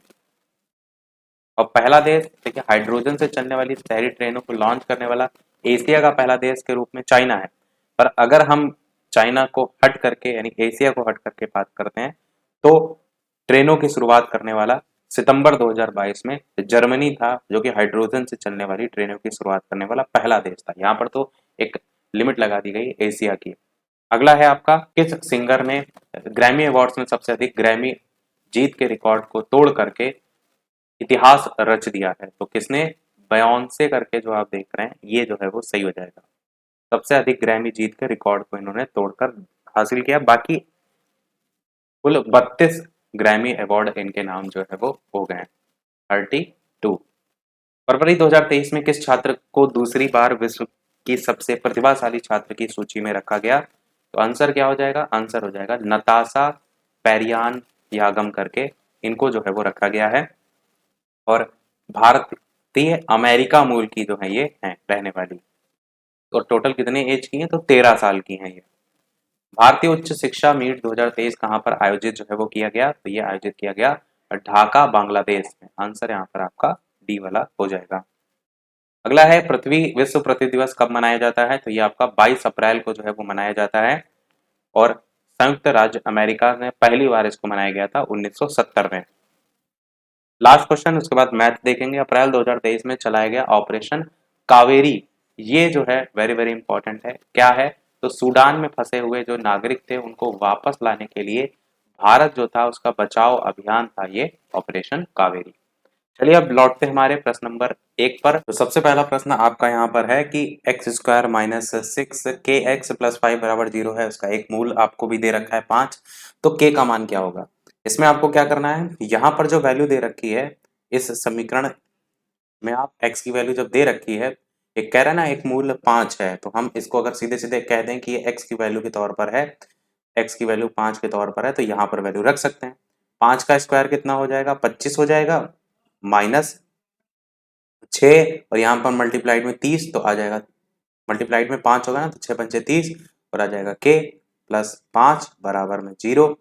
यहाँ पर माइनस 30 है, उधर जाएगा ये, ठीक है, 25 और 5 जुड़ जाएगा, 30 हो जाएगा, बराबर के उधर जाएगा तो माइनस में ही जाएगा क्योंकि इधर प्लस में है, यानी माइनस का 30 के बराबर 30 आ जाएगा। इधर माइनस है, इधर माइनस कट जाएगा, इधर भी वैल्यू माइनस में है ना, दोनों तरफ कट जाएगा। अब के की वैल्यू यहां से निकालेंगे तो 1 आपको प्राप्त जो है वो हो जाएगी। के की वैल्यू ही तो प्रश्न में पूछी गई थी, तो आंसर आपका बी वाला हो जाएगा। यहाँ पर आपको हल करना है, वैल्यू निकालनी है। सेम इसी प्रकार का क्वेश्चन आपको पहले भी करा चुके हैं कि जो यहाँ पर तो सीधे जोड़ना है, वैसे वो क्वेश्चन थोड़ा सा और एक लेवल हट के था। यहाँ पर जोड़ेंगे तो जोड़ तो सकते हैं, आंसर यहाँ पर 6891.597755 आएगा। कैसे जोड़ेंगे इस बात को ध्यान दीजिए, दशमलव के नीचे दशमलव रखना है, बस इस बात को ध्यान रखिएगा। बाकी वैल्यू कहीं भी रख दीजिए, उससे मतलब नहीं, जैसे 62.62025 करके उसके नीचे दशमलव रखिए, उसके बाद 2 5 है और ये 620 है, तो 0 2 6 करके ऐसे ही सभी वैल्यू को रख करके जोड़ लीजिए, आप निकाल सक पाएंगे आंसर। अगला क्वेश्चन आपका है कि एक परिमेय संख्या को यदि एक परिमेय संख्या का हर 2 की पावर n 5 की पावर n है, ठीक है, m है, तो इसके रूप में है, तो जहां n और m गैर ऋणात्मक आपसे कह रहा है पूर्णांक है, तो संख्या का दशमलव विस्तार जो है वो क्या होगा? अगर हम इसको बट्टे के फॉर्म में लिखें तो 2 की पावर n और 5 की पावर m इसी प्रकार से लिखेंगे। n और m क्या कह रहा है? गैर ऋणात्मक पूर्णांक है, पूर्णांक भी है और ऋणात्मक नहीं है। कोई संख्या मान लीजिए 2 और 5 मान लेते हैं क्योंकि 2 5 बटे में है। अगर इससे मानेंगे तो अभाज्य आपका जो वैल्यू निकल करके आएगी वो क्या आएगी? वो गुणनखंड होगा। या कुछ एक ही एक मान लीजिए, आप 2 5 क्यों मानेंगे? आप ऐसे ही देख लीजिए, अगर हम 2 5 यहाँ एन एम को एक एक मान लें, 2 5 के अकॉर्डिंग अगर वैल्यू यहाँ पर एन और एम की पावर में एक एक रखें तो 2 पंचे 10 सीधे होगा, यानी कुल मिलाकर के संख्या का जो दशमलव विस्तार होगा वो शांत दशमलव में आएगा। मैंने बताया था शांत में क्या होता है, जो कोई वैल्यू एक निश्चित जाकर के खत्म हो जाती है। अशांत वाले में क्या होता है, वो रिपीट होता रहता है, 2.333333, ये दोनों में अंतर होता है। अगला कह रहा है अनुज अपने बगीचे में इतने इस प्रकार के पौधे लगाता है, 5625 पौधे इस प्रकार लगाता है कि पंक्तियों की संख्या और प्रत्येक पंक्ति, जब भी ऐसा क्वेश्चन है कि इतने पंक्तियों की संख्या इतने के बराबर ऐसा, तो हमेशा समझ जाइए कि यहाँ पर जो वैल्यू आ रखी है इसका आपको निकालना है वर्गमूल। कुछ नहीं करिए, सीधे सीधे वर्गमूल निकाल लीजिए। तो वर्गमूल निकालेंगे किसका? 5 6 2 5 का, इसका वर्गमूल निकालेंगे तो ये होता है 75 का एक्चुअल में स्क्वायर, तो 75 इससे निकल करके आएगा बाहर, आंसर हो जाएगा 75। इस तरीके के क्वेश्चन डीएलएड में बहुत पूछे जाते थे पहले। अगला है, यहाँ पर आपको वैल्यू सरल करनी है। 542 प्लस 321 का स्क्वायर है, ए प्लस बी का होल स्क्वायर लगा दीजिए। यहाँ पर देखिए ए माइनस बी का होल स्क्वायर लगा दीजिए, दोनों तरफ तो फॉर्मूला लग ही रहा है। अच्छा, अलग अलग लगाने से अच्छा आपको पता है कि अगर वैल्यू आपकी ए प्लस बी का होल स्क्वायर और साथ ही साथ a माइनस बी का होल स्क्वायर दोनों दे रखी है, तो इसका मान क्या होता है? इसका मान होता है 4ab। डायरेक्ट 4ab रख लीजिए, चाहे तो आप इस दोनों को फॉर्मूले को खोल करके भी देखेंगे तो कट जाएगी, 4ab वैल्यू बचेगी। अब यहाँ पर ऊपर 4ab रख लीजिए, और a वैल्यू क्या है? a आपकी 542 है, b वैल्यू क्या है? 321 जो है वो b की वैल्यू हो जाएगी। ये तो आप समझ रहे हैं ना कि किस प्रकार से है। यहाँ अगर हम a और b इसको मान लें तभी तो a प्लस बी का होल स्क्वायर रख रहे हैं, यानी यहाँ पर 321 हो जाएगा, बटे में तो 542 और गुणे में आपका ऑलरेडी 321 था ही। अब इससे दोनों से कट जाएगा वैल्यू, तो क्या हो जाएगा? इससे ये कट जाएगा, इससे ये कट जाएगा, बचा तो 4 4 आंसर हो जाएगा। अगला कह रहा है एक संख्या 356 वाई एक्स 90 से विभाजित है और वाई माइनस एक्स का मान क्या होगा? तो आपको करना क्या है, आपको 90 रखना है बाहर और बटे मतलब जो भाग देते ना उस प्रकार से अंदर रखना है 356 बाई एक्स करके। इससे आपको भाग दे देना है। भाग करने का तरीका पिछले वीडियोस में ऑलरेडी हम देख चुके हैं। तो निकल करके जो आएगा वो आएगा 396 करके, और आखिरी में शेषफल जो है आपका 0 बच जाएगा। पूरा करके नहीं मैं बता रहा हूँ, मैं तरीका बता रहा हूँ। तो 396 पूरा 0 नहीं बचेगा, आखिरी में वैल्यू बचेगी। चलिए करा के ही दिखा देते हैं। देखिए सबसे पहले 9 3 जा क्या होता है, 27 होता है। तो यहाँ पर आएगा 270। ठीक, 6 में 0 गया तो आपका 6 बचेगा। यहाँ पर हासिल लेंगे 15 7, तो यहाँ पर आपका 8 बचेगा। ये तो दो दो कट जाएगा। ठीक, अब यहाँ से y उतारिए तो यहाँ पर y आ जाएगा। अब 90 को फिर से 9 बार में ले जाएंगे तो 9 9 जा 81 होता है, यानी यहाँ पर सीधे 810 लिख दीजिए। 810 y में से 0 घटाएंगे तो जो भी आएगी एक्स वाई वैल्यू वो वैसे रहेगी। 6 में से 1 घटाएंगे तो यहाँ पर आपका आ जाएगा 5, और ये 8 8 कट जाएगा। फिर ये x उतारेंगे, ये हमने x उतार लिया। फिर यहाँ पर थोड़ा सा इसको ऊपर कर देते हैं। ठीक, अब फिर वापस से 6 बार में ले जाएंगे। 9 6 जा 54 होता है, तो 5 4 0 54। यहाँ पर आपका x बच जाएगा, x में से 0 जाएगा। यहाँ देखिए यहाँ पर वैल्यू y में से 4 जाएगा ना, तो आपका सीधे सीधे y ही बचेगा, और y में से 4 जाएगा सीधे y, और ये 5 से 5 कट जाएगा। तो यहाँ पर क्या बच रहा है, yx बच रहा है। यहाँ पर क्या बच रहा है, 40। ये वाली वैल्यू और ये वाली वैल्यू ये बच रही है। yx की वैल्यू 40 इसके बराबर बच रही है। प्रश्न में y माइनस एक्स पूछा गया था। अगर हम इन दोनों के बीच में y और x के बीच में माइनस लगा दें तो क्या 4 माइनस 0 के इस तरीके से लिख सकते हैं। दोनों में हमने वैल्यू में माइनस माइनस लगा दिया। अब y माइनस एक्स की वैल्यू अगर आपकी 4 के बराबर, 4 में से 0 घटाएंगे 4 ही बचेगा ही, यानी आंसर कुल मिलाकर y माइनस एक्स बराबर 4 ही आ जाएगा। तो इस तरीके से इस प्रश्न को कर सकते थे। चलिए देखते हैं अगला क्वेश्चन। 7 का स्थानीय मान और आंकिक मान का योग। स्थानीय मान 7 का क्या होगा, 7 के बाद जितने वैल्यू दे रखी है उतने 0 लग जाएंगे, यानी इसका स्थानीय मान क्या हो जाएगा 700। और अंकीय मान वो होता है जो कि वही सीधे सीधे वैल्यू ले लेते हैं। तो 7 को सीधे सीधे 7 ही ले लेंगे, तो 7 इनका टोटल यानी 707 हो जाएगा। आंसर आपका बी वाला जो है वो हो जाएगा। अगला क्वेश्चन आपका 2a की वैल्यू 3b के बराबर और बराबर 4c के है, abc की वैल्यू निकालनी है। आप क्या कर सकते हैं, आप ये कर सकते हैं कि जो वैल्यू दे रखी है इसको हम सीधे abc के अनुपात में लिख देते हैं, यानी a b अनुपात c बराबर, यहाँ पर 2a है तो यानी 1/2 लिख देते हैं, यहाँ 3b है तो अनुपात में 1/3 लिख देते हैं, और इसी प्रकार अनुपात में 1/4 लिख देते हैं। अब इन 4 3 और 2 का एलसीएम क्या आएगा, 12 आएगा, यानी तीनों को अलग अलग 12 से गुणा कर दीजिए।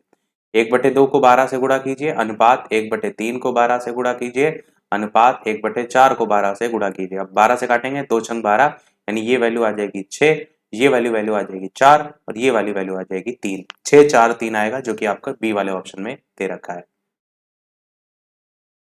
बाकी आपको लिख के 12 करके गुणा करके दिखाया, आप डायरेक्ट ही कर सकते हैं। अगला कह रहे हैं एक समचतुर्भुज के विकर्ण है 8 और 6, और उसकी भुजा का वर्ग कितना होगा, ये आपसे यहाँ पर पूछा गया है। अगर हम एक समचतुर्भुज को यहाँ आपके लिए बनाएं तो इसमें अगर आप थोड़ा सा ध्यान देंगे तो आपका जो ये सेंटर से होकर के जा रहे हैं ये क्या है, ये इसके विकर्ण हैं, और यही विकर्ण की वैल्यू आपको प्रश्न में दे रखी है।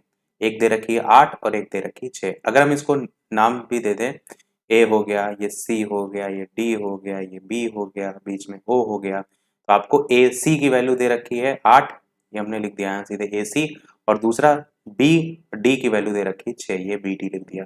ठीक, अब यहाँ पर उनकी भुजा का वर्ग, तो भुजा इनकी क्या होगी, भुजा ये आमने सामने वाली भुजा है, जैसे एडी भुजा है, बीसी भुजा है।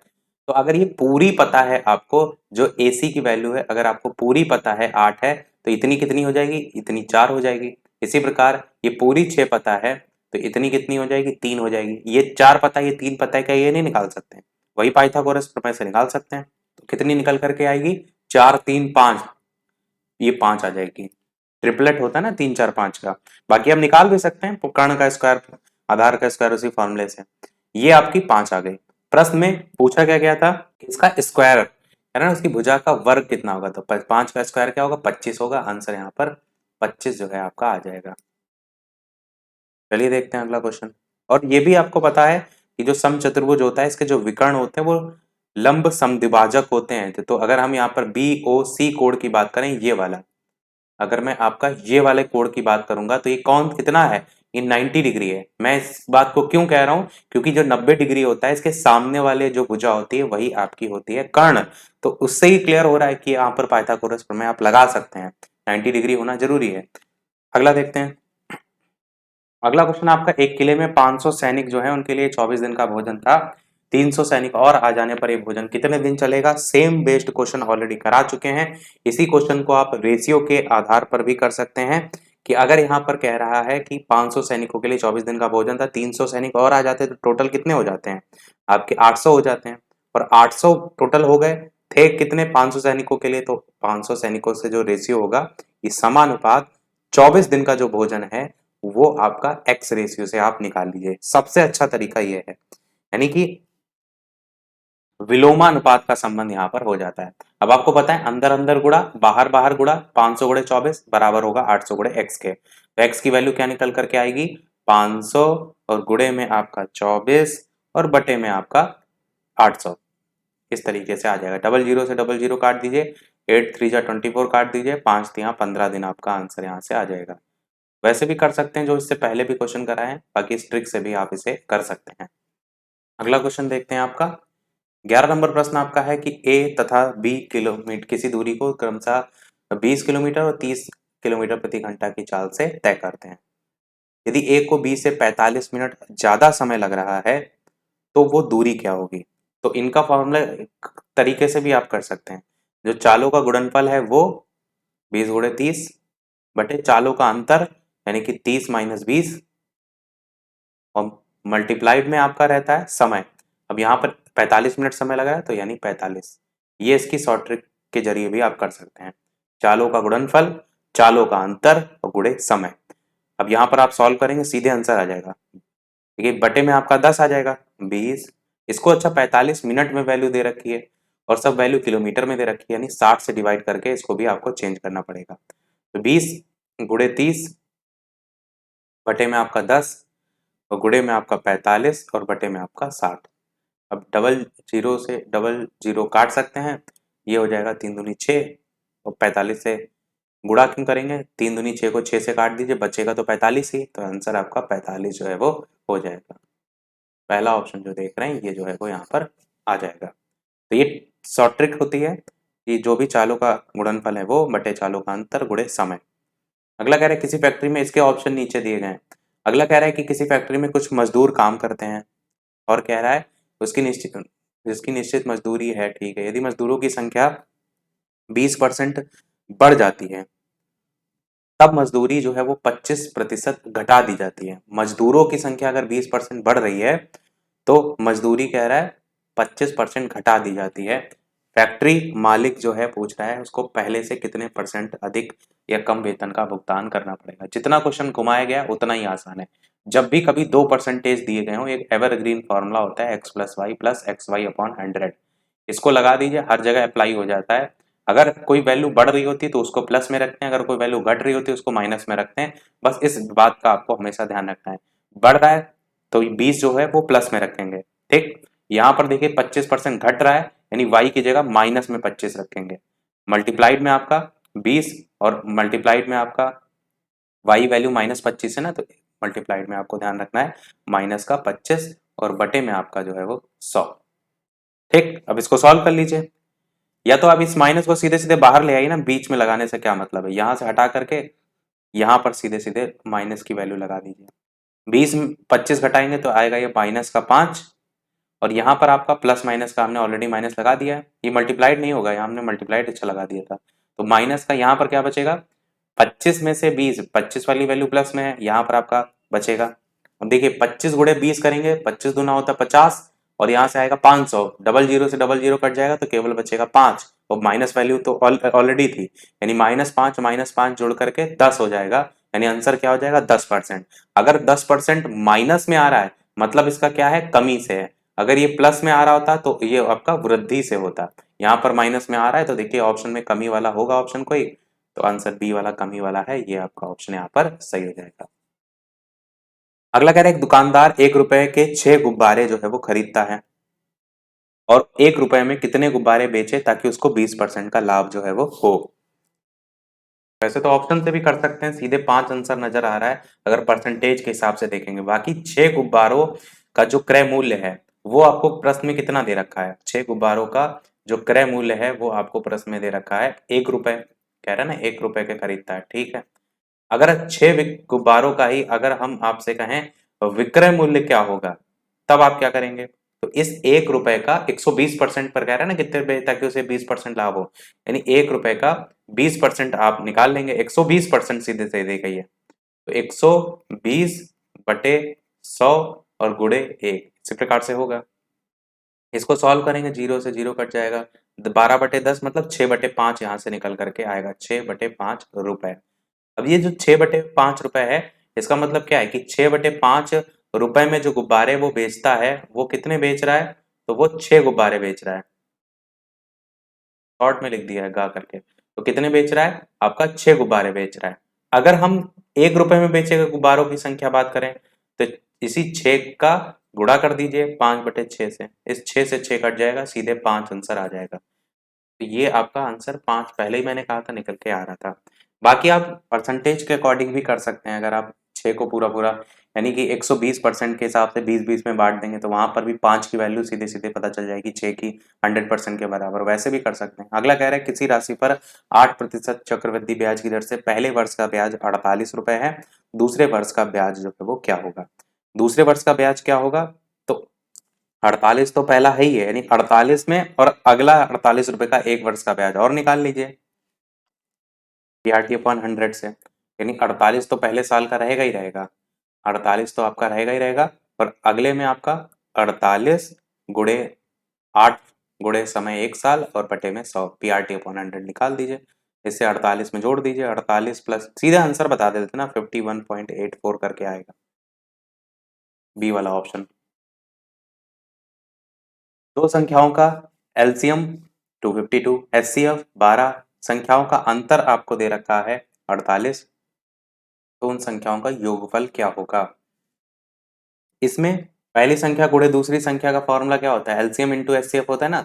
यानी अगर हम एक को ए मान लें एक को बी मान लें, तो इन दोनों का गुणनफल क्या हो जाएगा 252 और मल्टीप्लाइड में आपका 12, इनका गुणा करेंगे कितना आएगा, तो 3024 आएगा। यानी ए बी की वैल्यू आपको निकल करके आ गई 24, ए बी की निकल आई। सेम ए पूछिए योगफल पूछा ना, तो ए माइनस बी की और निकाल लीजिए। ए माइनस बी का निकालेंगे तो ए की वैल्यू है 252 और बी की वैल्यू है आपका 12, दोनों का डिफरेंस नहीं, अंतर तो प्रश्न में ऑलरेडी दे रखा है संख्याओं का, तो हम डायरेक्ट 48 रखते हैं ना। ये दोनों का अंतर कितना दे रखा है, 48 ऑलरेडी दे रखा है। ए बी हो गया, ए माइनस बी हो गया। हमने ऐसा क्यों किया, क्योंकि ए प्लस बी का वैल्यू निकालना है। अब ए प्लस बी के संदर्भ में समीकरण आप रखिए, ए प्लस बी बराबर अंडर रूट में ए माइनस बी का होल स्क्वायर और प्लस 4ab, ये दोनों फॉर्मूला से ही बनता है। डायरेक्ट भी रख सकते हैं, फॉर्मूले से भी इस तक पहुंच सकते हैं। बस इसमें सारी वैल्यू पुट कर दीजिए। ए माइनस बी की वैल्यू कितनी है, 48 है, यानी 48 का स्क्वायर प्लस ए इंटू 4 इंटू ए इंटू बी है ना। ए बी की वैल्यू तो हम ऑलरेडी 3024 निकाल चुके हैं, तो 3024 करके रख दीजिए और अंडर रूट में इसको और रख दीजिए। इसको अब सॉल्व करेंगे तो वैल्यू निकल करके आएगी 14400 और अंडर रूट में ये किसका होता है, 120 का स्क्वायर होता है। आंसर आपका यहाँ से 120 जो है वो प्राप्त हो जाएगा, जो कि आपको पहले ऑप्शन में दे रखा है। मैथ के क्वेश्चन समाप्त हुए, बढ़ते हैं रीजनिंग के क्वेश्चन की तरफ कि व्यवहार का संबंध मनोविज्ञान से है, पादप का संबंध किससे होगा, तो वनस्पति विज्ञान से होगा। सी इज गुड को अगर 1 to 5 लिखा जाता है, इज ही बैड को ये लिखा जाता है। सेम मैंने बताया था ना, देखना होता है इसमें कॉमन क्या है। जैसे इज आपका यहाँ पर कॉमन है, अगले वाले में भी इज कॉमन है, यहाँ पर इज कॉमन है, यहाँ पर इज कॉमन है। इसी प्रकार गुड यहाँ पर लिखा है, यहाँ बैड लिखा है, तो ये तो कॉमन है नहीं। गुड वाला थर्ड वाले से देखिए कॉमन है। गुड यहाँ पर आपको पहले वाले में भी दे रखा है और लास्ट वाले में भी दे रखा है। और गुड नंबर कौन सा कॉमन है, यहाँ 1 to 5 है, यहाँ 284 है, यहाँ पर 2 कॉमन है, यहाँ पर 2 कॉमन है। यानी गुड के लिए कोड क्या हो गया है आपका, सीधे सीधे दिख रहा है 2 हो गया है। इसी प्रकार नंबर पहले वाले में और दूसरे में भी देख ली, यहाँ क्या है 1 to 5 है, यहाँ क्या है 5 7, तो 5 कॉमन आ रहा है ना। यानी 5 के लिए कोड क्या हो गया, 5 के लिए कोड जो है आपका हो गया यहाँ पर इस वाला। इसीलिए हमने कलर भी चेंज कर दिया है, जो कॉमन है उसका कर दिया। बचा यहाँ क्या, सी बचा, यहाँ क्या बचा 1 बचा। प्रश्न में क्या पूछ रहा था, सी का कोड बताइए, तो 1 आ जाएगा। है आसान तरीका, बस कॉमन ढूंढना होता है। यहाँ पर आपको बताना है क्रम क्या बनेगा। जैसे बी है, उसके बाद अगला यहाँ पर ए आ जाएगा, बी ए, फिर बी बी बी बी, फिर उसके बाद ए, यानी बी ए फिर triple B, B A triple B, इस तरीके से चल रहा है। यहाँ बी आ जाएगा, ए ट्रिपल बी, समझ गए, इस तरीके से चलेगा। तो आपका आंसर यहाँ पर कौन सा आ जाएगा, सी वाला आ जाएगा, ए बी बी, आप समझ गए, इस तरीके से यहाँ पर हो जाएगा। यहाँ पर जो चल रही है series B A triple B करके चल रही है। अगला यहाँ पर कह रहा है कि अनुक्रम का संदर्भ लेते हुए इन प्रश्नों का उत्तर दीजिए। उपरोक्त श्रेणी में ऐसे कितने प्रतीक और संख्याएं जिनके या तो तुरंत बाद या तो पहले तुरंत बाद वो अक्षर आता है जो अंग्रेजी वर्णमाला के पहले आधे भाग से है, उसके जस्ट पहले आता है। यानी कि ये एबीसीडी में अगर हम देखेंगे तो एबीसीडी ए से जेड तक जाता है, आधा हिस्सा क्या है, जो 13 तक के लेटर आते हैं। अब जैसे ABCD E F G H I J, J जो है आधे हिस्से से आता है, यानी और ये भी कह रहा है उसके बाद प्रतीक चिन्ह होना चाहिए, प्रतीक चिन्ह से पहले आधा भाग से वर्णमाला से आ रहा है तो जे हो जाएगा। इस प्रकार इसमें देखिए तो एल भी सेम यही है, ठीक है ना, जिनके या तो तुरंत पहले या तो तुरंत बाद में अक्षर आता हो। तो यहाँ पर देखिए एल भी तो है, बी वाला भी है, बी को 1 के साथ ले लेते हैं क्योंकि प्रतीक चिन्ह नंबर दोनों आता, वी तो लास्ट में आता है, होगा नहीं, जी वाला आ जाएगा, के वाला आ जाएगा, एबीसीडी चौथे नंबर पे ही आता है, ये हो जाएगा, 7A हो जाएगा, और वाई तो होगा नहीं क्योंकि वो हाफ के बाद आता है। ये हाफ का मतलब समझ रहे हैं ना, ए से जब हम जेड तक लिखते हैं तो बीच में क्या आता है, एम एन आता है ना, तो आपसे वही कह रहा है हाफ से पहले एबीसीडी की जो है वो आपकी, यानी 1 से लेकर के 13 तक के बीच में जो आते हैं केवल उनको ही सेलेक्ट करना है। अगला कह रहा है कि इनमें से किसी ना किसी रूप से समान है, बाकी अलग है, अलग वाले को छाटिए। तो यहाँ पर अगर आप देखेंगे तो आपका यहाँ पर 841 जो लिखा हुआ है ये वाला आपका अलग है, क्यों, क्योंकि ये एक वर्ग संख्या है, बाकी अन्य सभी वर्ग नहीं है। तो इस तरीके से आपका 841 हो जाएगा आंसर। अगला देखते हैं। अच्छा ये भी समझिए कि किसका वर्ग है, तो ये आपका 29 का वर्ग होता है, आपका 29 का। अगला कह रहा है रीजन को अगर ये लिखा जाता है तो थिंक को क्या लिखा जाएगा, तो सीधे +1 किया गया है आपका, सभी में ही देखेंगे आर से +1 किया गया है, ऐसे टी से यू आ जाएगा, एच से आई आ जाएगा, इसमें देखिए है बी आंसर हो जाएगा, यानी सीधे सीधे +1 जो है वो किया गया है सभी अक्षरों में। अगला कह रहा है यदि अंग्रेजी वर्णमाला को विपरीत क्रम में जो है वो लिखा जाए तब कौन सा अक्षर ओ के दाएं 8वां होगा। विपरीत क्रम का मतलब समझ रहे हैं, क्या कहने का मतलब है, जेड से इधर से शुरू करें, जेड वाई एक्स ऐसे करके ये आपका ए तक जाना चाहिए, और कह रहा है क्या कि विपरीत क्रम में लिखा जाए तो कौन सा अक्षर ओ के दाएं, ओ अगर यहाँ कहीं आ रहा है तो उसके दाएं 8वां, तो एन आएगा उससे पहले, एम आएगा, एल आएगा, के आएगा, जे आएगा, आई आएगा, एच आएगा, जी आएगा 8वें नंबर पे, यही आपसे पूछ रहा था, बी वाला हो जाएगा। अब आप सोचेंगे क्या वहां लिखेंगे बैठ के जी, ऐसा नहीं होता है। आपको करना क्या होता है, आपको लेटर के प्लेस वैल्यू याद होनी चाहिए। जैसे अगर मैं आपसे कहूं ओ, तो आप तुरंत प्लेस वैल्यू का अपोजिट निकालिए, अपोजिट की जो प्लेस वैल्यू होती है उससे आप दाएं बाएं जाते हैं, उससे किया जाता है, लिखना नहीं होता है। ये तो मैं आपको लिख कर केवल समझा रहा हूं, आपको प्लेस वैल्यू और अपोजिट अगर याद है तो कर ले जाएंगे आसानी से। यहाँ पर कह रहा है सांकेतिक भाषा में इसको ये लिखा जाता है, उसी सांकेतिक भाषा में इसको क्या लिखा जाएगा, तो इसको क्या लिखेंगे, इसके लिए आप देखिए कि ये जो ईस्ट है ये अपोजिट लिखा हुआ है, यानी ई आपका जो है वो आपका यहाँ पर आ गया है, और इसी प्रकार वेस्ट को लिखा गया है, ये देखिए ई है, ए है, एस है, टी है, ईस्ट है, इसी प्रकार ये वेस्ट लिखा हुआ है। इसी प्रकार इसको भी आपको क्या लिखा है, नॉर्थ, NORTH, तो बची क्या, साउथ बचा, साउथ SOUTH, यानी आंसर यहाँ पर चारों दिशाएं जो है वो लिखी हुई हैं। अगला कह रहा है इसमें से क्रम आपको बताना है, तो क्रम आपका सबसे पहले यहाँ पर M है, चारों में ही है, O चारों में ही है, D चारों में ही है, अगला E है, यहाँ पर I है, यहाँ पर A है, ABCD में A सबसे पहले आता है, यानी सबसे पहले सेकंड नंबर वाला आएगा। सेकंड नंबर वाला देखिए इसमें भी है और इसमें भी है, इसमें भी है और इसमें भी है, इन दोनों में से कोई आंसर होगा। अगला देखिए 3 है तो मत चेक करिए, अगला देखिए 1 है तो इसको चेक करिए, यानी थर्ड वाले को। अब थर्ड वाले को चेक करेंगे तो उससे पहले तो आपको ये पता चल गया ना कि तीसरा आएगा, यानी कि मॉडल हम देख चुके हैं, मोड देख चुके हैं हम, इसमें और इसमें कौन पहले आएगा। तो यहाँ पर MODI है कॉमन, ठीक है, इसके बाद यहाँ C है, यहाँ F है, ABCD में C पहले आता है यानी 1 पहले आएगा, 1 पहले आएगा यानी आंसर आपका A वाला हो जाएगा। इस तरीके से चेक किया जाता है। बाकी आप वीडियो को रोक करके अपने अनुसार खुद से भी करके देखिएगा। अगला कह रहा है प्रीति का एक बेटा है, ये हमने बना दिया प्रीति, इनका एक बेटा है यानी नीचे की ओर बेटा बना दिया, और इसका नाम क्या है, अरुण है, तो हमने उसको अरुण लिख दिया। राम जो है वो प्रीति का भाई है, तो ये हमारा राम हमने इधर लिख दिया, और ये जो है वो भाई है, एरो उस तरफ ऑलरेडी बना दिया है। नीति का एक बेटी भी है, नीति जो है, नीति कहाँ से आ गई, अच्छा आगे लिखा तो है नीता जो है, नीति नहीं नीता, नीता राम की बहन है, तो इनकी भी एक बहन है, तो और बहन का नाम क्या है, उनका नाम है नीता, और नीता जो है उसकी एक बेटी भी है, तो उसको नीचे बनाया है हमने बेटी, और बेटी जो है उसका नाम क्या है, रीमा, तो हमने यहाँ बनाया रीमा। अब कह रहा है अरुण का रीमा से क्या संबंध, अरुण रीमा का क्या लगेगा, तो यहाँ पर देखेंगे भाई बहन, तो ये मौसेरा भाई लगेगा, आंसर यहाँ पर सी वाला जो है वो हो जाएगा। इसका इससे संबंध पूछा गया था, तो क्या लगेगा, मौसेरा भाई लगेगा। अरुण का रीमा से, अरुण रीमा का क्या लग रहा है, तो मौसेरा भाई लग रहा है, ठीक है। अगला कह रहा है कि मल्टीप्लाइड का अर्थ है माइनस, इस तरीके से आपको बताना है कि इसका क्या होगा। यहाँ पर बदल लीजिए चिन्ह, 16 माइनस 5 डिवाइडेड 5, और आपका प्लस, यहाँ पर प्लस हो जाएगा, प्लस, और मल्टीप्लाइड में आपका 3, क्योंकि प्लस को कह रहा है मल्टीप्लाइड लिखा जाता है। अब इसको सॉल्व कर लीजिए, 16 में से 5 घटाइए 11, 5 या 15, यानी 11 और 15 आपको जोड़ देना है, कितना आएगा 6 2 26, आंसर आ जाएगा, डी वाला ऑप्शन यहाँ पर हो जाएगा। अगला कह रहा है कि इसमें से कौन सा शब्द है जो नहीं बनाया जा सकता कम्युनिकेशन से, तो कौन सा नहीं बना सकते हैं आप, यूनिशन करके जो देख रहे हैं ये नहीं बना सकते, क्यों, क्योंकि यहाँ पर देखिए कहीं भी एस नहीं आ रहा है, ध्यान दीजिएगा, इसको रब करके एस पे हाईलाइट कर रहे हैं, तो यहाँ पर देखेंगे एस कहीं भी कम्युनिकेशन में नहीं आ रहा है, इस कारण से ये नहीं बना सकते हैं।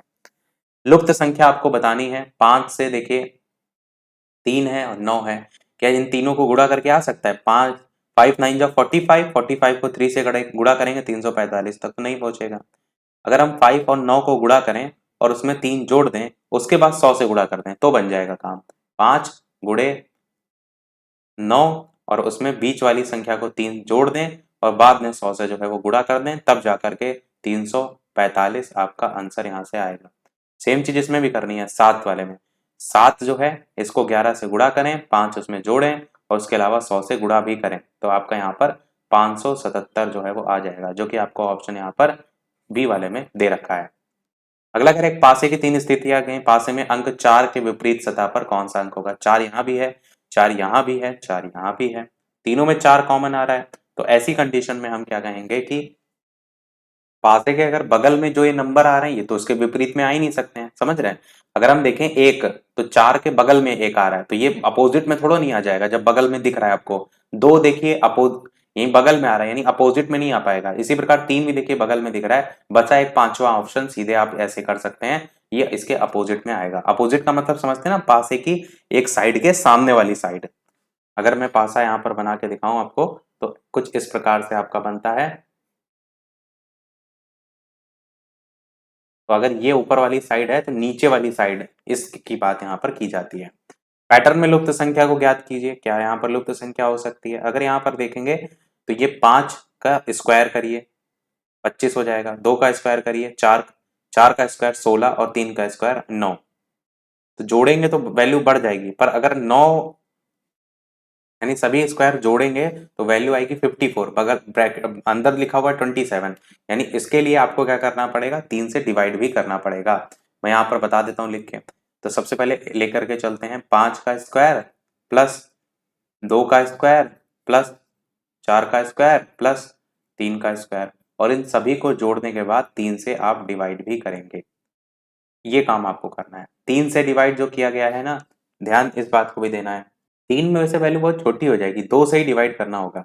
अब देखिए इसका वैल्यू कितनी आएगी 25, और यहाँ पर आपका 4 16 9 जोड़ेंगे कितना आएगा 54 आएगा, डिवाइड करेंगे 2 से तो 27 आ जाएगा, ठीक तो है। अब यहाँ पर भी सेम चीज कर लीजिए, 2 का स्क्वायर हो जाएगा 4 और 2 का स्क्वायर हो जाएगा 4, 5 का स्क्वायर हो जाएगा 25, 9 का स्क्वायर हो जाएगा 81, इन सबको जोड़ लीजिए, इन सबको जोड़ने पर वैल्यू आएगी 144, और इसको 2 से डिवाइड भी करेंगे तो वैल्यू आएगी 57, आंसर हो जाएगा 57, आपका ऑप्शन डी वाला। अगला कह रहे हैं मनोज और सचिन 31 छात्रों की एक कक्षा में जो है वो शीर्ष से 7वें और 11वें नंबर पे हैं। 31 छात्रों में और कक्षा में अंतिम से उनके संबंधित स्थान क्या होंगे। बताया था तरीका, अगर 31 में है टोटल तो 31 में से 7 घटा करके एक जोड़ दीजिए तो आपका मनोज का स्थान निकल करके आ जाएगा। 31 में से आप 7 घटाइए और एक जोड़ दीजिए तो ये मनोज का आ जाएगा। सचिन का निकालने के लिए 31 में से 11 को घटाइए और आपका एक जोड़ दीजिए। यहाँ से वैल्यू आएगी 25, यहाँ से वैल्यू आएगी 21। ये बता चुके हैं 25 और 21 डी वाला ऑप्शन में दे रखा है, ये जो है आपका हो जाएगा। अगला क्वेश्चन आपसे कह रहा है एम पश्चिम की ओर 20 मीटर जो है वो चला, तो चला देते हैं इसको पश्चिम की ओर। कितना चलता है 20 मीटर। एक चीज ये भी ध्यान रखिएगा, दिशा का हमेशा याद सही ध्यान रखिएगा।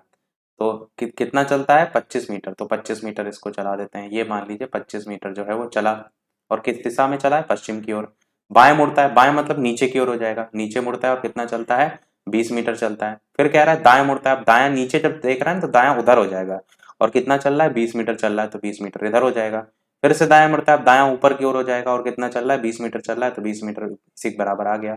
और फिर अब क्या कह रहा है एम अपने शुरुआती बिंदु से कितनी दूर है, तो ये वाली जो डिस्टेंस है ये भी तो 20 ही होगी क्योंकि आमने सामने है और ये 25 ऑलरेडी थी, तो 25 और 20 मिल करके आपका वैल्यू हम, अच्छा शुरुआत में 20 चला था 25 नहीं चला था, यहाँ पर 20 वैल्यू होगी, शुरुआत में 20 चला तो 20 और 20 मिलकर 40 आंसर आएगा। पहला ऑप्शन यहाँ पर जो है वो सही हो जाएगा। ये वाली पूरी डिस्टेंस निकालनी है यहाँ से लेकर यहाँ तक की। अगला क्वेश्चन देखते हैं, कह रहा है डिवाइड तथा बराबर 2 और 3 का स्थान अगर परस्पर बदल दिया जाए तो इनमें से कौन सा जो है आपका सही होगा। तो कौन सा सही होगा, आंसर ही डायरेक्ट बी वाला निकल के आएगा। देखिए कैसे आएगा, 5 डिवाइडेड की जगह क्या कर दिया जाए, कह रहा है बराबर लगा दिया जाए 15 और बराबर की जगह क्या लगा दिया जाए डिवाइडेड लगा दिया जाए, यानी 2 हो जाएगा। अब यहाँ पर 2 नहीं 3 लगा दिया जाए, 3 वैल्यू दे रखी ना 3। अब यहाँ पर 5 दिया 15 होता है, यानी 5 बराबर 5 आएगा, आंसर यहाँ पर आ जाएगा ये वाला। यही चीज यहाँ पर कही गई थी। अगला देखते हैं, संख्या इसमें से ऐसे कितने अंक है जो संख्या में आरंभ से उतने ही दूर हैं जितने के अंकों का आरोही क्रम में व्यवस्थित करने पर आपका ये दूरी जो है वो होती है। तो कहने का मतलब समझ रहे हैं, इनको अरेंज कर लीजिए। जैसे 7 है तो सबसे अगर छोटे से क्रम में, आरोही मतलब होता है छोटे से बड़े में, तो 2 हो जाएगा, तो 2 हो जाएगा।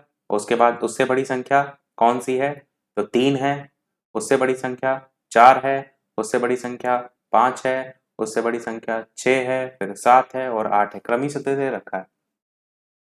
तो वही कह रहा था कि कितनी दूर है यहाँ पर ऑप्शन में, तो केवल और केवल एक ही ऑप्शन दिख ही रहा है और वो है आपका 6 वाला, जो कि आपका सेम डिस्टेंस पे है, बाकी तो सब अलग अलग हैं। तो 6 वाला आंसर होगा जो कि हम कहेंगे कि उसी दूरी पर है, एक यहाँ पर हो जाएगा। अगला कह रहा है 0 2 8 4 14 34, अगला नंबर क्या होगा। यहाँ पर देखेंगे तो एक का स्क्वायर करिए और एक आपका इसमें जोड़ दीजिए। एक का अगर आप स्क्वायर कीजिए तो होगा एक और उसमें एक घटा दीजिए तब आएगा 0। 2 में क्या हो जाएगा, 2 के लिए हम कर सकते हैं 2 का स्क्वायर, इसमें हम क्या कर सकते हैं 2 का स्क्वायर, 4 और 2 घटा दीजिए। अगला क्या होना चाहिए 3 का स्क्वायर और उसमें से हम एक घटा दें, यहाँ एक घटाया 2 घटाया फिर एक घटाया, ठीक है। फिर अगला 4 का स्क्वायर -2, 5 का स्क्वायर -1, 6 का स्क्वायर -2, इस क्रम से चलेगा। यानी यहाँ पर 14 के बाद पूछा गया था, 14 के बाद आपका 4 का स्क्वायर 16 होता है और उसमें से 2 घटाएंगे तो 14 हो जाएगा। ये 4 के स्क्वायर वाला दे रखा है ये वाला। अब 5 का स्क्वायर 25, उसमें से एक घटाएंगे तो बचेगा आपका 24, यानी 24 आंसर यहाँ पर आएगा। 10 100 200 310, अगला नंबर क्या आएगा। यहाँ पर अगर आप देखेंगे 10 से 100 में कितना आ रहा है, 90 का डिफरेंस आ रहा है। 100 से 200 में कितने का डिफरेंस आ रहा है, तो 100 का डिफरेंस आ रहा है, यानी 10 बढ़ गया। अगले में कितना आ रहा है 200 से 310 में, तो 110 का आ रहा है। देख रहे हैं 10 10 का डिफरेंस बढ़ता जा रहा है, यानी आगे 120 का डिफरेंस होगा। 310 में 120 जोड़ेंगे तो कितना हो जाएगा 430 हो जाएगा, आंसर आपका 430 यहाँ पर हो जाएगा। अगला कहना में से कौन सी आकृति है जो दिए गए शब्दों के संबंध का प्रतिनिधित्व करती है, पर्वत जंगल और पृथ्वी। तो कौन सा यहाँ पर सही होगा, आंसर हो जाएगा डी वाला। कैसे, क्योंकि पृथ्वी जो है ये बड़ा वाला गोला दर्शाएगा, जो पृथ्वी जो है ये वाला, ये बड़ा वाला गोला दर्शा देगा और जो पर्वत और जंगल है वे दोनों इसके अंदर आते हैं। तो एक आप पर्वत को रख लीजिए, एक आप जंगल को रख लीजिए। अगला देखते हैं, एक आदमी की ओर इशारा करते हुए एक महिला ने कहा, ठीक है, क्या कहा कि उसकी माँ, महिला ने कहा कि उसकी माँ, यानी हम अगर यहाँ पर बीच में महिला को बना देते हैं। तो कह रहा है उसकी माँ मेरी माँ की इकलौती बेटी है। यहाँ कहीं माँ को बना लेते हैं और इनकी माँ है और इन्हीं की इकलौती बेटी भी है, यही चीज बोल रहा है। और आदमी जो है आपका नीचे साइड बना लेते हैं और इनकी माँ एरो। अब देखिए एक आदमी की ओर इशारा करते हुए एक महिला कह रही है कि इसकी जो माँ है, मतलब उस खुद महिला, वो मेरी जो माँ है, ठीक, उसकी इकलौती बेटी है। तो बात वो किसकी कर रहा है कि वो महिला पुरुष का क्या लग रहा है, तो उसकी माँ ही तो लग रही है। आंसर पहला वाला सही हो जाएगा। सेकंड लास्ट क्वेश्चन आपका। अब इसमें आपको बताना है लंबाई के क्रम में। संजय जो है वो समीरा संजय से लंबी है। समीरा को यहाँ कहीं लिख लेते हैं। समीरा संजय से लंबी है तो संजय को नीचे लिख लेते हैं। पर सुशील से छोटी है, यानी सुशील से छोटी है, यानी सुशील ऊपर आएगा। ठीक है। और सुनील जो है समीरा के बराबर लंबा है। सुनील जो है वो समीरा के बराबर लंबा है, तो इसके बराबर में हम सुनील को लिख देते हैं। कह रहा है लेकिन संदीप से छोटा है, यानी संदीप ऊपर आ जाएगा। सुशील जितना लंबा, कह रहा है सुशील जो है वो जितना लंबा नहीं है। जो सुशील जितना लंबा नहीं, मतलब संदीप नीचे रहेगा, सुशील ऊपर ही रहेगा। तो सबसे लंबा कौन है? यही है आपका सुशील वाला ऑप्शन, यहाँ पर सही हो जाएगा, सबसे लंबा। लास्ट क्वेश्चन आपसे हम पूछेंगे इस वीडियो का, जो कि आपका है एक सीरीज पर बेस्ड है। इसके अलावा जो भी चैनल पर नए हो, वीडियो लाइक शेयर सब्सक्राइब अवश्य करते रहिएगा। और सेट की भी पीडीएफ आपको हम टेलीग्राम पर धीरे धीरे करके भेजते जा रहे हैं, वहां से आप डाउनलोड कर लीजिएगा, विद आंसर भेज रहे हैं। और वीडियो लाइक शेयर सब्सक्राइब अवश्य कीजिएगा। ये प्रश्न आपके लिए है 7:18 है समानुपात क्वेश्चन मार्क अनुपात 50। तो इनमें से कौन सा आएगा? अपना आंसर वीडियो के मेन कमेंट में टाइप करके बताइएगा। आज के वीडियो में फिर इतना ही रखते हैं। मिलते हैं अगले वीडियो में कुछ नए प्रश्नों के साथ। लाइव टाइमिंग 2 है, एक 12 बजे की है और एक आपकी शाम के 5 बजे की भी है। तो लाइव आकर वीडियो देख सकते हैं, प्रश्नों की प्रैक्टिस कर सकते हैं। मिलते हैं फिर अगले वीडियो में, तब तक के लिए नमस्कार, जय हिंद।